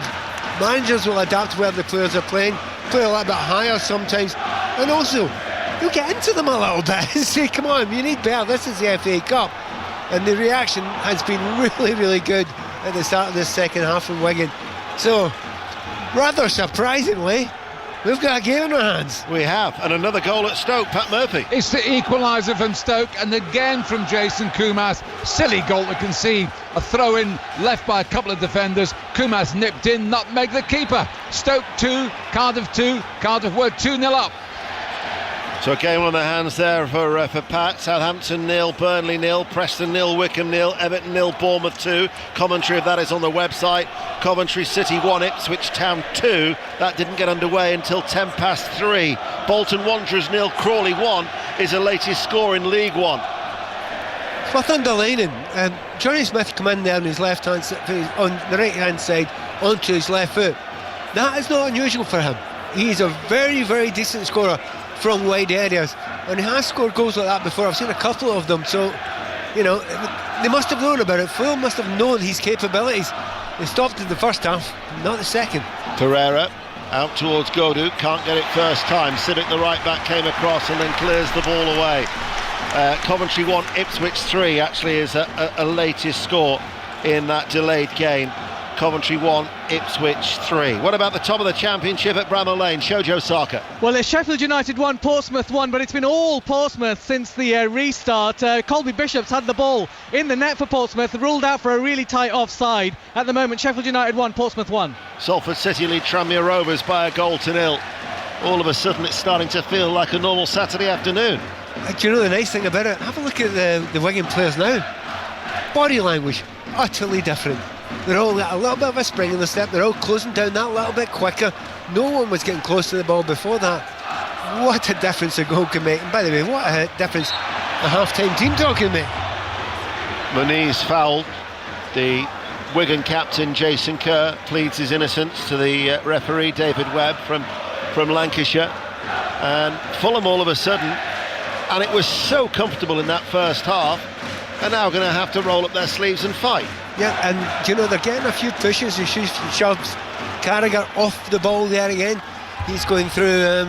It's Pereira there. He's gone through. I tell you what, he's a joy to watch. Actually, he's old-fashioned in his way. He takes his cue of how to play an FA Cup game really strong in a challenge, and making sure he's not affected by the fame of the player he's playing against. King turns, little touch by Kearney. Reed, 10 changes that Fulham made. More to do with the workload and rest players, I think, was part of the thinking there for Marco Silva. Bolton Wanderers weren't behind for long. They're back level at home to Crawley Town. Bolton 1, Crawley Town 1 is the latest score in League One. 1-1 in the FA Cup here, 9 minutes into the second half. Pereira looks for a ball over the top. Moniz is in here, and Moniz fires it right-footed, and Fulham are back in front. He hit it first time right-footed, lovely ball over the top, and Moniz at the double. Fulham lead Wigan 2-1. And there is the problem. If you get a bit excited, you push up. There's a ball over the top, and it's not a complicated one. It's a pretty simple ball over the top. Muniz's movement is absolutely superb, and once he was 1-on-1 with the keeper, there wasn't even the vaguest doubt where that was going to end up. Really neat finish there, 2-1. Didn't wait about, did they? No, they didn't. By my calculations, it was 5 minutes. They were level with the League One side before Moniz, who got that header in the first half, has taken his tally to 7 for the season. And Marco Silva applauds down in front of us, and any hope of Wigan looking to try and cause somewhat of an upset have just been receiving a bit of a setback there. But it was a lovely ball over the top, and as he salutes the travelling support, the 2,000 of them behind that goal, he's told to hurry up by the referee. And Crawley Town are back in front of Bolton. Bolton Wanderers 1, Crawley Town 2, so they've had about 3 goals in the space of 4 minutes. They were just messing about in the first half of all these games, clearly. They're doing an FA Cup and a good league day today now in the second half. I'm happy you said that it's a setback for Wigan. It's not that their hopes have been quashed or crushed. You look at them now, they know that they can do this. They know that they can score against Fulham. So, as we always say in these situations, the next goal is utterly crucial. If you get the feeling if Fulham get it, then the tie could be finished. But there's a little bit of a lift still, even though they're 2-1 down just now from those Wigan players. Sean Maloney is going to make a double change. Ronan Darcy, who made his debut last week for the last 10 minutes against Lincoln, is going to be coming on as Diop comes across. I'll tell you what, I would see if we had VAR here today, I would have a look at that for a possible penalty kick. With no touch to the ball whatsoever from Diop, didn't get the ball, but he took the player, ran out there. Still not allowed to take a player out in the middle of the inside the penalty box. Anyway, corner kick for Wigan. It was Asamoah who'd made the run on the left-hand side. So Wigan playing from right to left. Have a corner kick on this near side. The left-hand side. Fulham have got everybody back. In it comes, goes through over everybody's heads. Even the outstretched head of Diop will run out of play. But nobody got a touch. The other player who's going to be coming on is Owen Dale, who will be making his debut. They signed him on deadline day on loan from Oxford United. Made 12 appearances for Oxford this season without scoring, and indeed he's gone 20 games without a goal since he last scored against Fleetwood back in April. If you look further back in his record, 1 goal in his last 38 appearances, so he waits to come on. And Ronan Darcy, who made that debut last week, a January signing from Crawley Town, coming on for just his second appearance as the ball goes back. So Darcy's a midfielder, Owen Dale is a forward. Ball goes long up towards Dale Taylor, and it's headed back by Cuenca to his goalkeeper Bender. Fulham lead by 2-1 as we approach the hour mark. Yeah, and I'm sure at roughly the hour mark is when Sean Maloney wanted to make those changes, but I'd love to have been able to do it at 1-1. Still, an injection of pace and something slightly different from the team. Certainly up the forward line, the forward area. They need a little bit more heft up there. Wigan Athletic, who have been away from home in the 3 previous rounds with victories at Carlisle, Cambridge United, both of those after extra time, and then 2-0 away to Mansfield here at home, were behind, then were level, but have fallen back behind to their Premier League opposition. They've lost their last 3 against the Premier League opposition. Their last victory actually was a 5th round tie, beating Manchester City with Will Grigg getting the only goal. That was the last time that they reached the 5th round of the FA Cup, as Fulham are coming forward. Sessegnon, Godou shoots, takes a deflection, looks behind for a corner kick. Update from Goodison, Conor McNamara. Still Everton 0, Bournemouth 2. Semenyo's penalty, Jefferson's close range flick. Ilman and Dyer's come closest to reducing the deficit for Everton, but unlucky the cross came in slightly behind him. Everton 0, Bournemouth 2. Fulham, and bearing in mind these sides used to play against each other in the Premier League, undefeated in their last 19 games against Wigan Athletic. It's Fulham's longest run against one opponent. You have to go all the way back to Henri Camara in 2006 with a 1-0 win at Craven Cottage in the top flight for Wigan's last success against the team from West London, who have a corner. In towards Muniz it goes. Little flick didn't quite come off. Asamoah with a back header away on the edge of the penalty area. Kearney plays it out towards that far side. Pereira will deliver the cross for Fulham. Cuenca is forward, can't get over it, and it'll be caught by Tickle. Penalty at Stoke. Pat Murphy. It's to Stoke City. They were 2-0 down just before half-time. 10 minutes into the second half, they've got a chance of going 3-2. Dalland on the sub for Cardiff at half-time fouled Tesco. He's now been replaced through injury. Here comes Lewis Baker. It's 2-2. Right-footed. The keeper, Ethan Horvath. Baker steadies himself. Horvath doing his best to put him off. Remember, they were 2-0 down Stoke. They're now 3-2 up. Baker makes it 3-2. 3 goals in 11 minutes for Stoke. That's some comeback for Stoke City, thanks Pat. They've only lost 1 of their previous 8. Barrow leading Gillingham by 1-0. Gillingham without a win in 8 have fallen behind. What a trek that is from Kent to Cumbria in League 2 as the changes are being made. Asamoah is going to be coming off, so it'll be Dale coming on for him, and then we'll wait to see who the other change will be as Ronan Darcy waits. Are they going to make it before or after the corner kick? They're going to make it before, because they're just waiting for the 4th official to work the board. And so that change will be Baba Adiko, who's actually made his first appearance since the 29th of December today. The Irishman who grew up in Galway, so he's got a good hour out of his fitness, and Darcy will come on for him into the midfield. So Darcy and Dale are on with 62 minutes played, and it is Wigan 1, Fulham 2 in this FA Cup 4th round tie. And the League One side looking to get back on level terms for a second time this afternoon, have a corner kick on this near side, the left. as they wait. Fulham have got every red and black striped shirt inside their own penalty area. It's delivered towards the far post, and the header from Kerr is off target at the far post. Grimsby have equalised at home to Carlisle United. Grimsby 1, Carlisle United 1.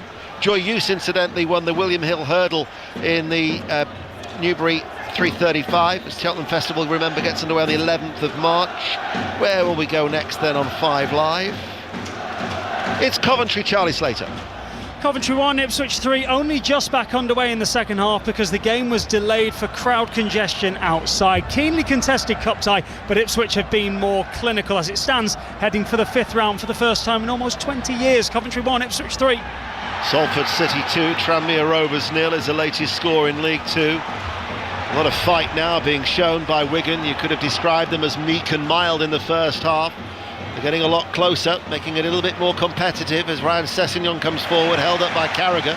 You'd never consider him as meek and mild, that is for sure. No, he loves the tackle. But you can see Wigan are trying to push on a little bit. The two players they've brought on are going to try and get up the field. Dale on the left-hand side, Darcy playing a little bit through the middle there, just behind the striker, so a little bit of positivity, but there's still going to be gaps behind there. Sessegnon going to the left-hand side, he will keep on overlapping for Fulham there, but really impressed by Godot. He's been really good in this game, but not the final product they've been hoping for, but everything else about his game has looked really neat and tidy. The substitute Owen Dale picks up the ball on the left-hand side, looks to run at Castagna. Cross hits Castagna and allows the Belgian then to clear it away. Home support were appealing for handball.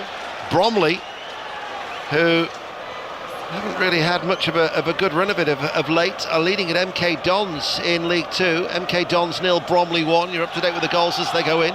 5 Live and the World Service here at Wigan Athletic as Diop goes back towards his goalkeeper. Bender almost caught as he controlled the ball inside his 6-yard area by Dale Taylor. That was so close.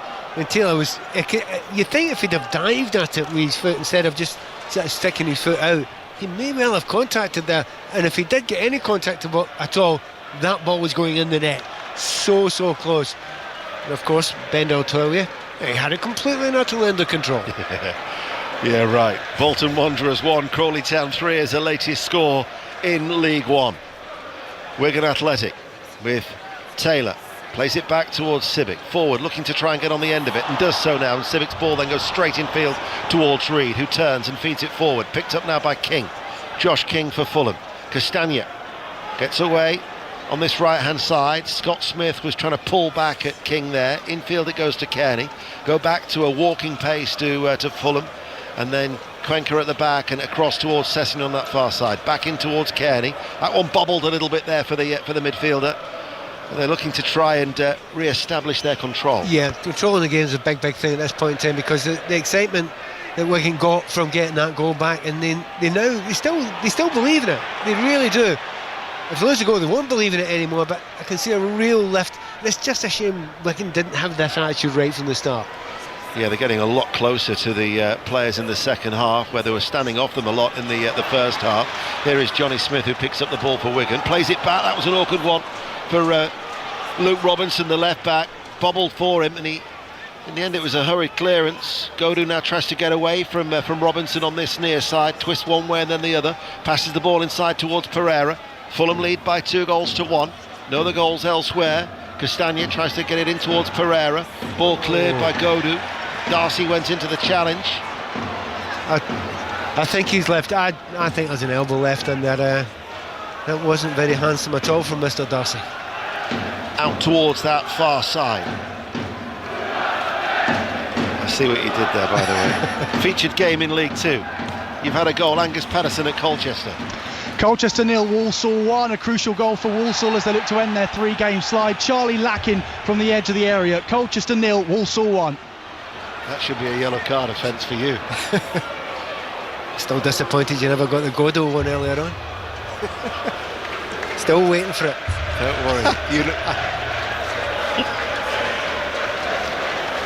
There's no other goals to tell you about elsewhere around the country on BBC Radio 5 Live and the World Service. We are up to date as we approach the midway point of the second half. Out it goes towards that far side.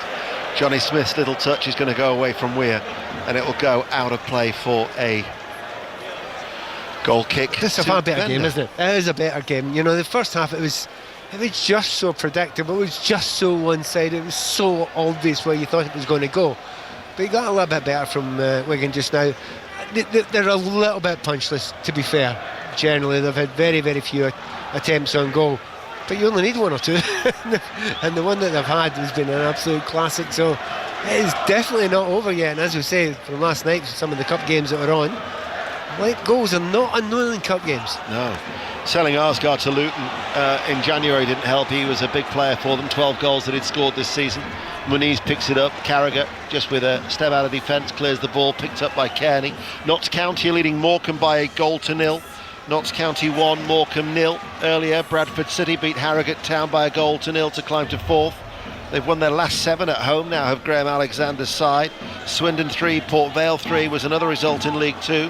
In League 1, Nathan Jones, his team continue to go well. Charlton 1 defeat, I think that is in 12 now. They beat Stevenage 2-0, and Stockport County 4th beat Barnsley by 2 goals to 1. In the Championship, Sunderland 2, Watford 2, West Bromwich Albion 2, Sheffield Wednesday 1, another result. And in the FA Cup 4th round, Millwall won away at Leeds United 2-0. Excellent result at Ellen Road. Leyton Orient 1, Manchester City 2, which was a really good cup tie earlier on 5 Live. Pereira is released. Carragher tries to come back at him. Pereira held up by Carragher. Carragher, does he bring Pereira to the ground? The referee said no. Fulham thought that there was a foul there. Pereira has stayed down. Did you think that was a foul? I just thought it was robust, strong. Actually, it looked fair to me, but we're a distance away from it. We haven't got the opportunity to see a second look at it. He's holding his face as if he's been like hammered in the face. And sometimes, you know, a tackle, there's the odd flailing arm under deliberately. I didn't think from this angle that Carragher had done a great deal wrong, to be honest. He'll find out from the referee quite soon. No, I don't think the referee's going to do anything, and of course I don't think we've got the VAR, so nothing will happen. No, we've got another double change though. There is the chance for Stephen Sessignon to come up off the bench against his twin brother Ryan, but not for the time being, because instead Sean Maloney, who's actually watching the game from up above on the TV gantry with that aerial view. I think that's Glenn Whelan down there on the bench for Wigan Athletic. But we're going to have Will Goodwin coming on, who's a forward. He's on loan from Oxford United.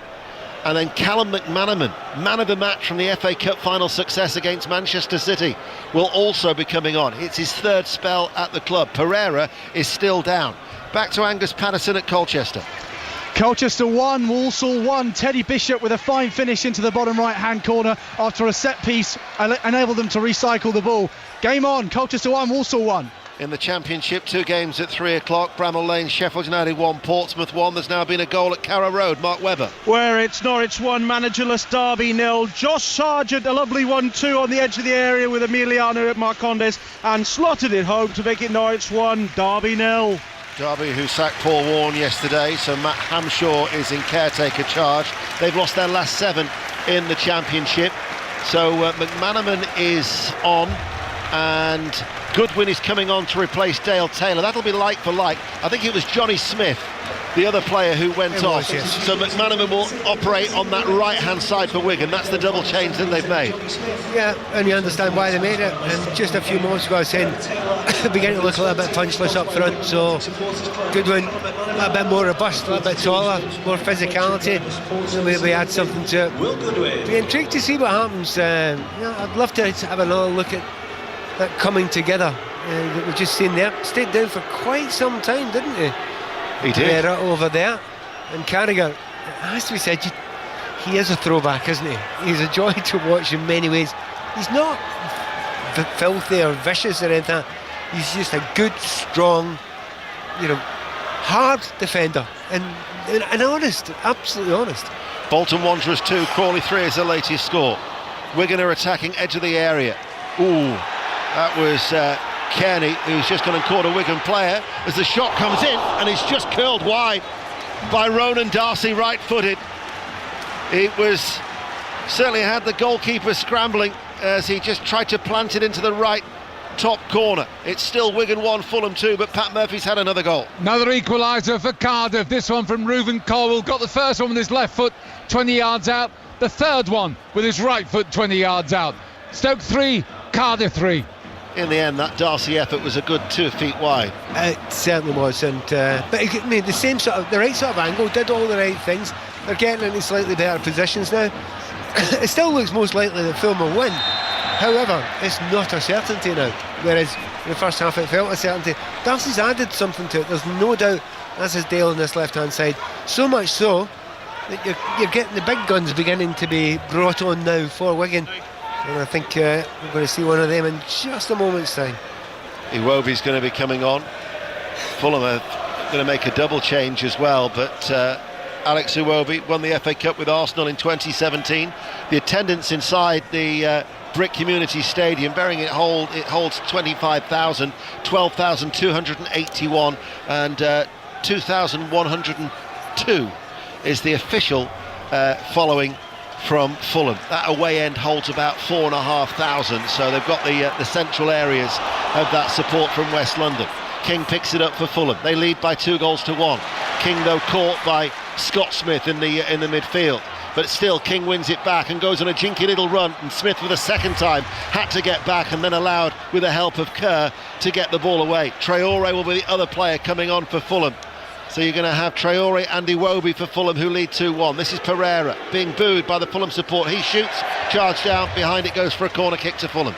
Yeah, and maybe he wants a little bit of speed. Well, you do want a bit of speed if you got Adama Traore coming on. But both him and Iwobi, when you expect the opposition will be tiring a little bit in these last 20 or so minutes, 17 minutes actually just now, it's a good move by the manager, but it also tells you he's not convinced it's over yet. There's still a bit to play for. And their fifth and final change is going to be an attacking one. Harry McHugh is going to be coming on as well. So the 22-year-old waits to come on. There might be no appearance for Sessegnon unless we go to extra time, where they're allowed another substitution as the corner comes to absolutely nothing, goes behind for a corner kick.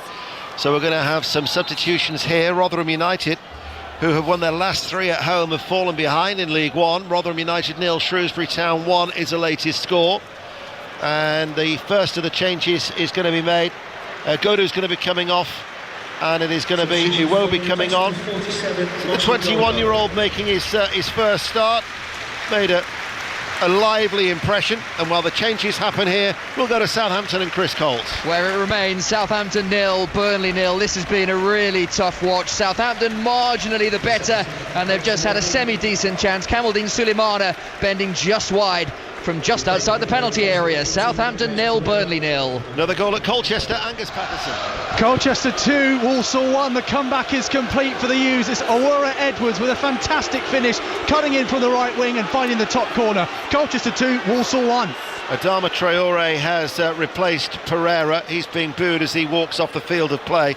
Nice touch by the Wigan supporters, incidentally, for applauding Godu off the field of play after that first full start for the club. Goal at Everton, Conor McNamara. But no, a chance. They've hit the post, Everton. They're trying to get back into it. They are 2-0 down, but Charlie Alcaraz, the former Southampton player, has come on as a substitute for his Everton debut. Free kick, hit the post, goalkeeper didn't flinch. Still Everton 0, Bournemouth 2.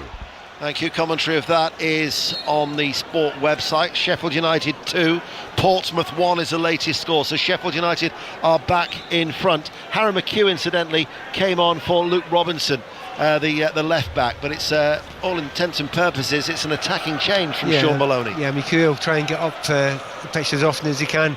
He has got a minor problem that he has to overcome, the pace of Adama Traore straight up against him, so if he gets up that line, I'll be very, very impressed.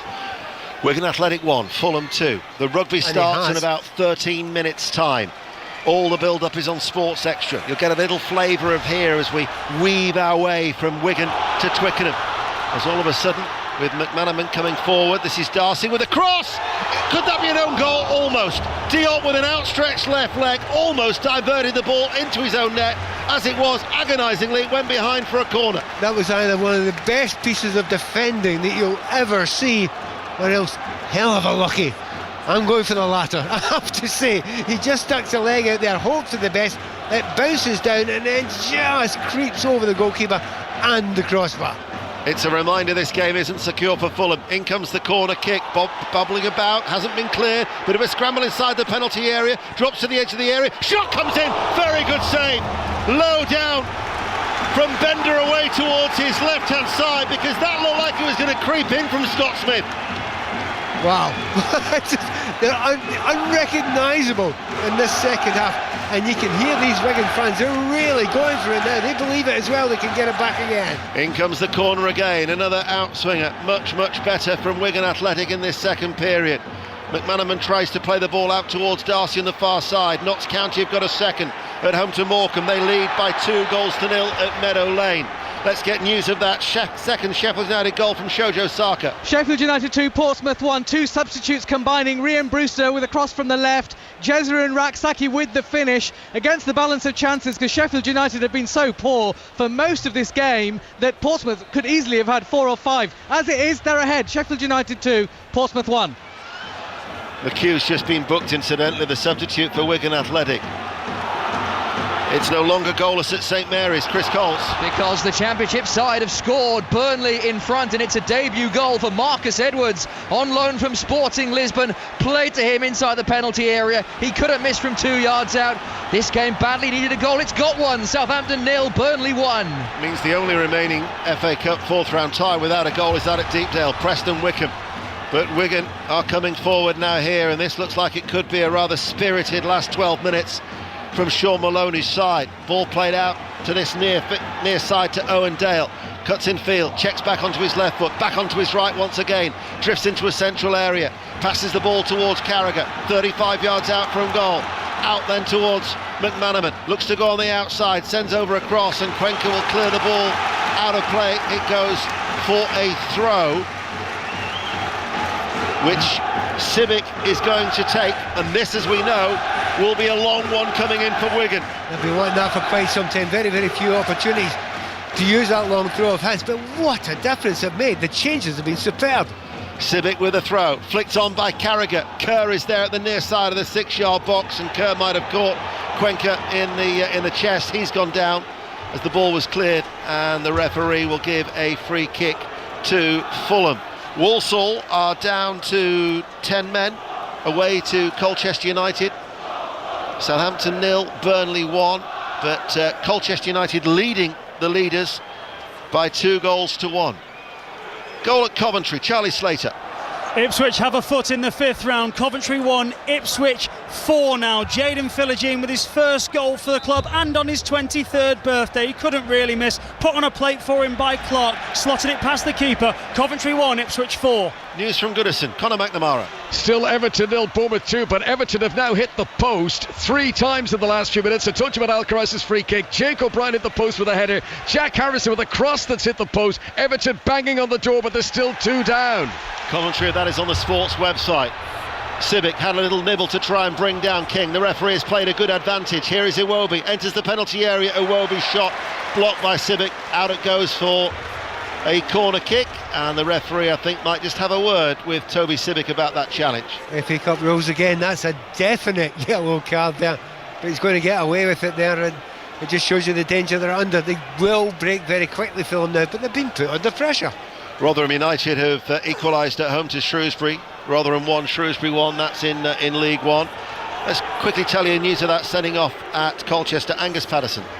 It's Colchester 2, Walsall 1. It's gone from bad to worse for the league leaders because Taylor Allen is off. Straight red card for a nasty challenge on the touchline. So down to 10 men are the league leaders. Colchester 2, Walsall 1. 9 minutes to go here in the FA Cup fourth round at Wigan. Fulham have a corner kick far side to left. In it goes. It's an in-swinger. Cleared at the near post. Comes back out towards Harrison Reed. Level the penalty area on the left to Kearney. Rolls it to the feet of King. King looking lively, sends over a cross on the stretch. Kerr lifts the ball up in the air. Downward header away by Weir. Iwobi flicks it outside the penalty area. Played back towards Reed. Shrewsbury are back in front at Rotherham. Rotherham 1, Shrewsbury Town 2 is the latest score in League One. In comes the cross from the left. And forced to head the ball away was Owen Dale on this near side.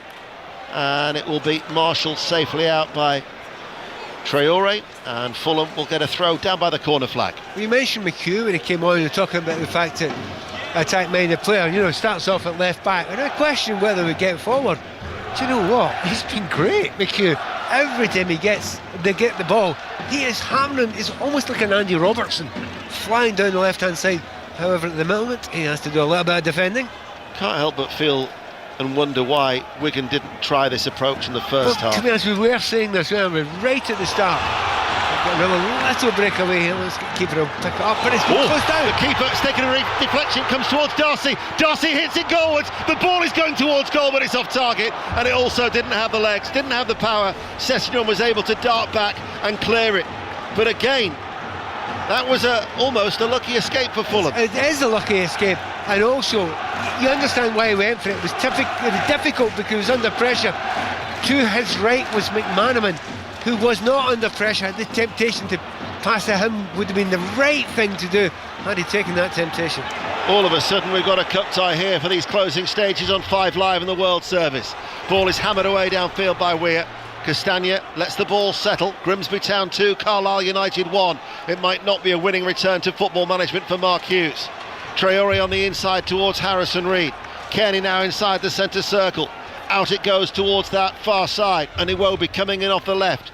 Sander Berger's going to be coming on. Ball into the penalty area, gathered in by Tickle. Goal at Livingston in the Scottish Cup 5th round, Kenny Crawford. It's now Livingston 2, Cove Rangers 0. This time might be over. It's the Australian, the big tall Australian, Tete Yengi, who's smashed it into the bottom right-hand corner following a corner. Livingston is now 3-0. Tete Yengi scored again into the exact same corner. Livingston 3, Cove Rangers 0. The goals as they go in. Livy lead Cove 3-0. St Johnstone 0. Hamilton 0 is the latest at McDermott Park, and at Dens Park Dundee lead Airdrie by 4 goals to 0. Celtic Wraith gets underway at 5:30.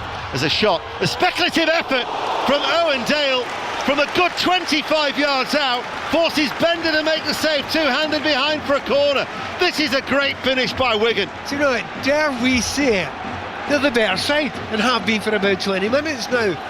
What a change they made to this game. Got to say well done the manager for the tactical changes, but also the personnel changes. And the Wigan fans, honestly, they must think they're a Jekyll and Hyde team they're watching just now.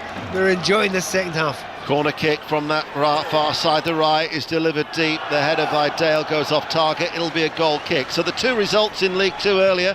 Bradford City beat Harrogate by a goal to 0 to climb to 4th. Swindon 3, Port Vale 3 is how it finished. Latest scores: Accrington 0, Wimbledon 0. Barrow lead Gillingham by a goal to 0. Colchester lead the 10 men of Walsall, the league leaders, by 2 goals to 1. Crewe 0, Newport County 2, Fleetwood 1, Cheltenham 0, Grimsby Town 2, Carlisle United 1, MK Dons 0, Bromley 1. Notts County lead Morecambe by 2 goals to 0.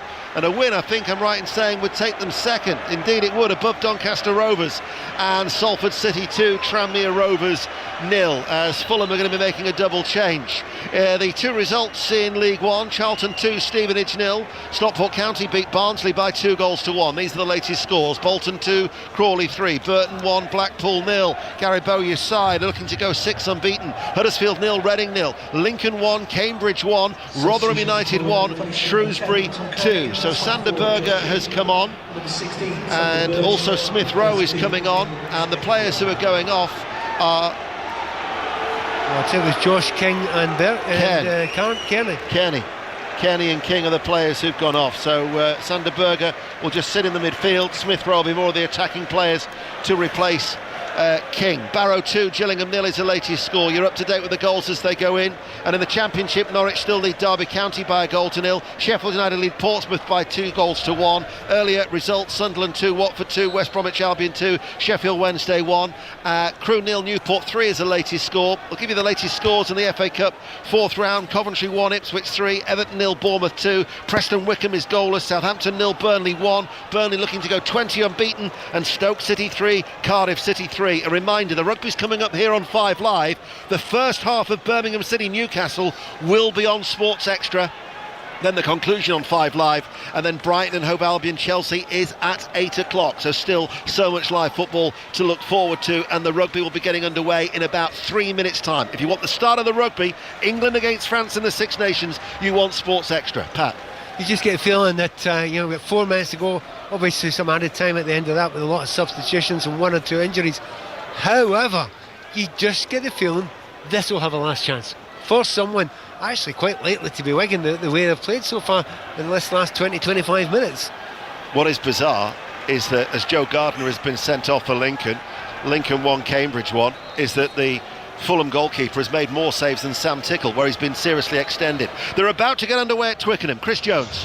Finn Smith preparing to kick off for England. We are moments away. We've had the anthems, the cordite lingering in the air, Deno. Le Crunch moments away. What a huge game this is for England and the Steve Borthwick regime. Kick off any minute now. It'll be here on 5 Live before you know it. We've got about 3 minutes remaining of normal time. If it does go to extra time, we will take the rugby here on 5 Live, should Wigan fashion a dramatic equaliser as we now tick into the 88th minute. Definitely not the beyond the bounds of possibility here. And there's no offsides, apparently, after we watched Manchester United last night. Free kick goes in long. Kerr heads it goalwards. Berger heads it away. Still the danger remains. Headed back into the penalty area. Drops onside the box, and Moniz is the one who lifts it away for Fulham. And then it runs off the legs of Scott Smith and out of play for a Fulham throw. Bolton Wanderers 3, Crawley Town 3. That's been a cracker in League One. Not a million miles away here, is it? About 5-6 miles away, possibly, from Wigan, there or thereabouts. As Castagna waits to take the throw, Marco Silva, I think, is keen to make another substitution. But Wigan have made much more of a fist of it in the second half. No, but very much so. Again, you can't understand why they weren't able to go at it the same way in the first half. Maybe it's just the way they were set out. I mean, you're set out to be, don't lose anything, take it easy, play your way into the game. But it just lasted far too long. When they've come back into the game, I mean, even when they scored and then they lost the goal, I didn't think they'd lost heart at that point at all. They kept on going, kept on showing the right way. And by the way, just for a moment here, I wonder if we're going to see Willian. It would be lovely to see him back playing again. Well, he is an option, but instead they're going to go for another Brazilian, and Carlos Vinicius, who's actually only made one appearance all season, and that was only for 3 minutes against Southampton as a substitute back in December. So he's getting his final instructions with 90 seconds remaining. But with the amount of substitutions that have been made, we could be looking at maybe 4 or 5 minutes of added on time. Could do. Williams not going to come on at the moment, but they would have a very strong word with them. So if they lose a goal, you never know, they might need them in extra time. But this is one of those substitutions made with a minute to go that it almost feels like wasting time. And you never thought you'd expect Fulham to be having to do this. It's not as if they're hanging on. They've still got lots more of the play. They've still got lots more of the ball. But it's certainly not comfortable.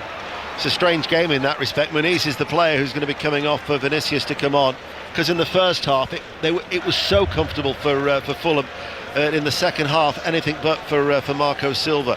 We'll try and bring you any reaction that we can. We'll weave it into the various half times of the live sport that we've still got between now and the conclusion of the Brighton and Hove Albion game against Chelsea. But don't forget, for the football, you can always get the reaction on the 5 Live Football daily feed. No other latest scores to tell you about so far. Ball picked up by Wigan in their blue and white shirts. He's made an impact. Owen Dale has been extremely lively as he scampers his way forward midway through the Fulham half. Now switches play with a crossfield pass cut out by Iwobi, and Ryan Sessegnon gets the ball away. Bouncing ball that Reid will hit forward towards Traore, but coming across is Kerr. We heard from him ahead of the game as he passes the ball back towards Tickle. But he doesn't tickle it downfield, he hammers it away downfield, aimed towards that man, Dale, once again. And we are into 6 minutes of added on time. Fresh encouragement for the Wigan supporters inside the Brick Community Stadium. 10,000 of them. Bang of the drum on the far side. Kerr hits it long. Dale takes it on the head, holds off the challenge of Castagna. Level with the penalty area, ball in field. This is Darcy now for Wigan. This is Scott Smith, passes the ball forward, looking to try and get it into the feet of Will Goodwin, but they lose the ball. And there is Smith Rowe to Ryan Sessegnon, who plays it up towards Vinicius, but Carragher beats him in the air. Crawley Town are down to 10 men in that 3-3 game at Bolton Wanderers, as Scott Smith looks towards McManaman on that far side, goes straight towards Ryan Sessegnon. Pat Nevin. Yeah, this left-hand side for Wigan's been really special. McHugh, I mean, every time he, as I say, he gets the ball, or even when he's not got the ball, he wants to fly forward. But Dale, as you say, what a revelation he's been since he's come on in the second half. And every time they get the ball, they want to get it out left. We still have 5 minutes remaining. The rugby's live now on Sports Extra. It'll be here on 5 Live soon. Dale cuts inside off the left. He hits it, and the goalkeeper spilt it, and the ball is going to be knocked in. But the flag is up on the far side, and the celebrations for Ronan Darcy are cut short. There is no VAR. There will be no reprieve for Wigan. It is still Wigan Athletic 1, Fulham 2. And it must have been very, very close. And the keeper saved it quite well, though. It was coming through a bunch of bodies, but it was that left-hand side again. It was McHugh, it was Dale. They worked it together. And when he came in, he shot it at pace. Keeper couldn't hold on to it, and it was a tap in. Was it Darcy? I think it was Darcy that was in there. And he taps it in, but because there was no Fulham players around him, it looks offside. But it's one of those ones you just love to see a replay, and dare I say it, I'd love to see VAR. Are you allowed to say that? If you wish. St Johnstone 1, Hamilton 0 is the latest in the Scottish Cup 5th round, so a late winner there at McDermott Park. And Derby County have equalised at Carrow Road in the Championship. Jerry Yates even in the 92nd minute for Norwich 1, Derby 1 to stop Derby's losing run under the caretakership of Matt Hamshaw. And we can get details of that goal from Mark Webber. Where it is Norwich 1, Derby 1. Jerry Yates, substitute, stepped up, low drive for the penalty after Marcus Harness was injured in the area. Norwich 1, Derby 1. Wigan 1, Fulham 2. And Fulham have been forced to scrap really in this second half. Here is Traore.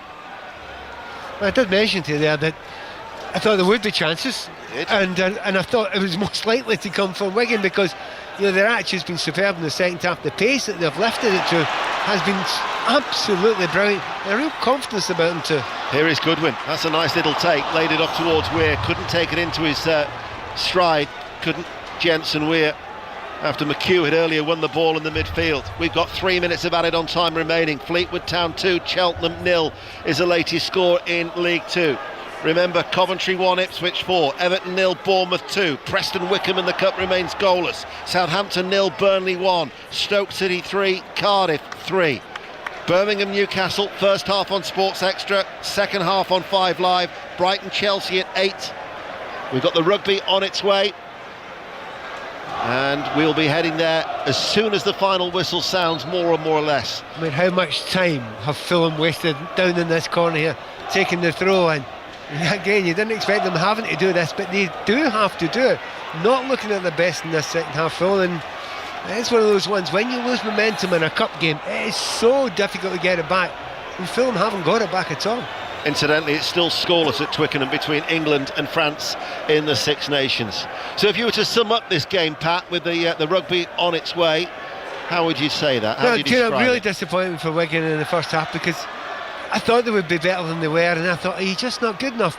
Actually, they are better than that, and they've shown it in the second half. And to be fair, they probably deserve, on balance, to get the extra time. Well, they might have had an opportunity there as Darcy gave chase. Fulham have cleared only as far as Carragher. He's going to try and launch this in. That was a slip by Civic.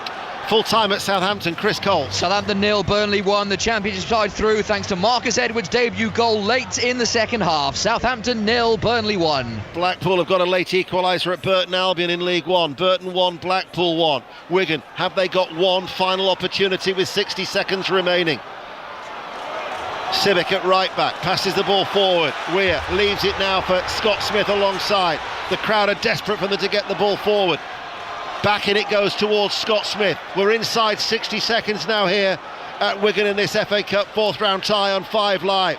Civic drifts into the centre circle. They've got to go long. McHugh now hits the ball out towards McManaman. Comes in off the right touchline. Wins the aerial duel. Bouncing ball. Castagna will settle this one down into the path of Berger. But the blue and white striped shirts are around Berger, and then it's up towards Reed. Barrow 3, Gillingham 0 is the latest score in League 2. There are no other latest scores to tell you about, but Wigan have given it a real go, second half. Yeah, they have. Berger's come on and tried to kill it in that midfield there, but he has done a decent job there, but he wants to slow it down. He's not been allowed to. Goodwin wins the ball outside the centre circle, out towards Dale. Now or never for Wigan Athletic of League One. They've doubled up on him, but he tries to come in between two Fulham players. The referee says there was no foul. Sharp turn by Vinicius, legs taken away from him by Carragher. That will be a free kick to Fulham, and that should be that. Yeah, no, they had to take those risks there, and you don't blame the winger there for taking the risk, and he couldn't get by the second player, but he was very, very close to Carragher once again. I think, to be fair, he probably deserved a yellow card by now. I think we'll be fair about that. Again, FA Cup rules, you get away with a wee bit more. I would agree with that, Pat. Next time we'll hear from Pat will be on Wednesday night at Celtic. Champions League coverage next week. Manchester City, Real Madrid on Tuesday. Celtic Bayern live on 5 Live on Wednesday. FA Cup action and Six Nations to look forward to tomorrow. Blackburn, Murrayfield and Villa Park, just some of the venues. But very, very soon we are heading to Twickenham here on BBC Radio 5 Live. You'll get all the full-time scores as they come in. Southampton 0, Burnley 1 can now be added to by Wigan Athletic 1, Fulham 2. Thanks to Pat Nevin, but without further ado, we're going to Twickenham in the company of Paul Grayson, Chris Ashton, Matt Dawson and Chris Jones. Thank you very much.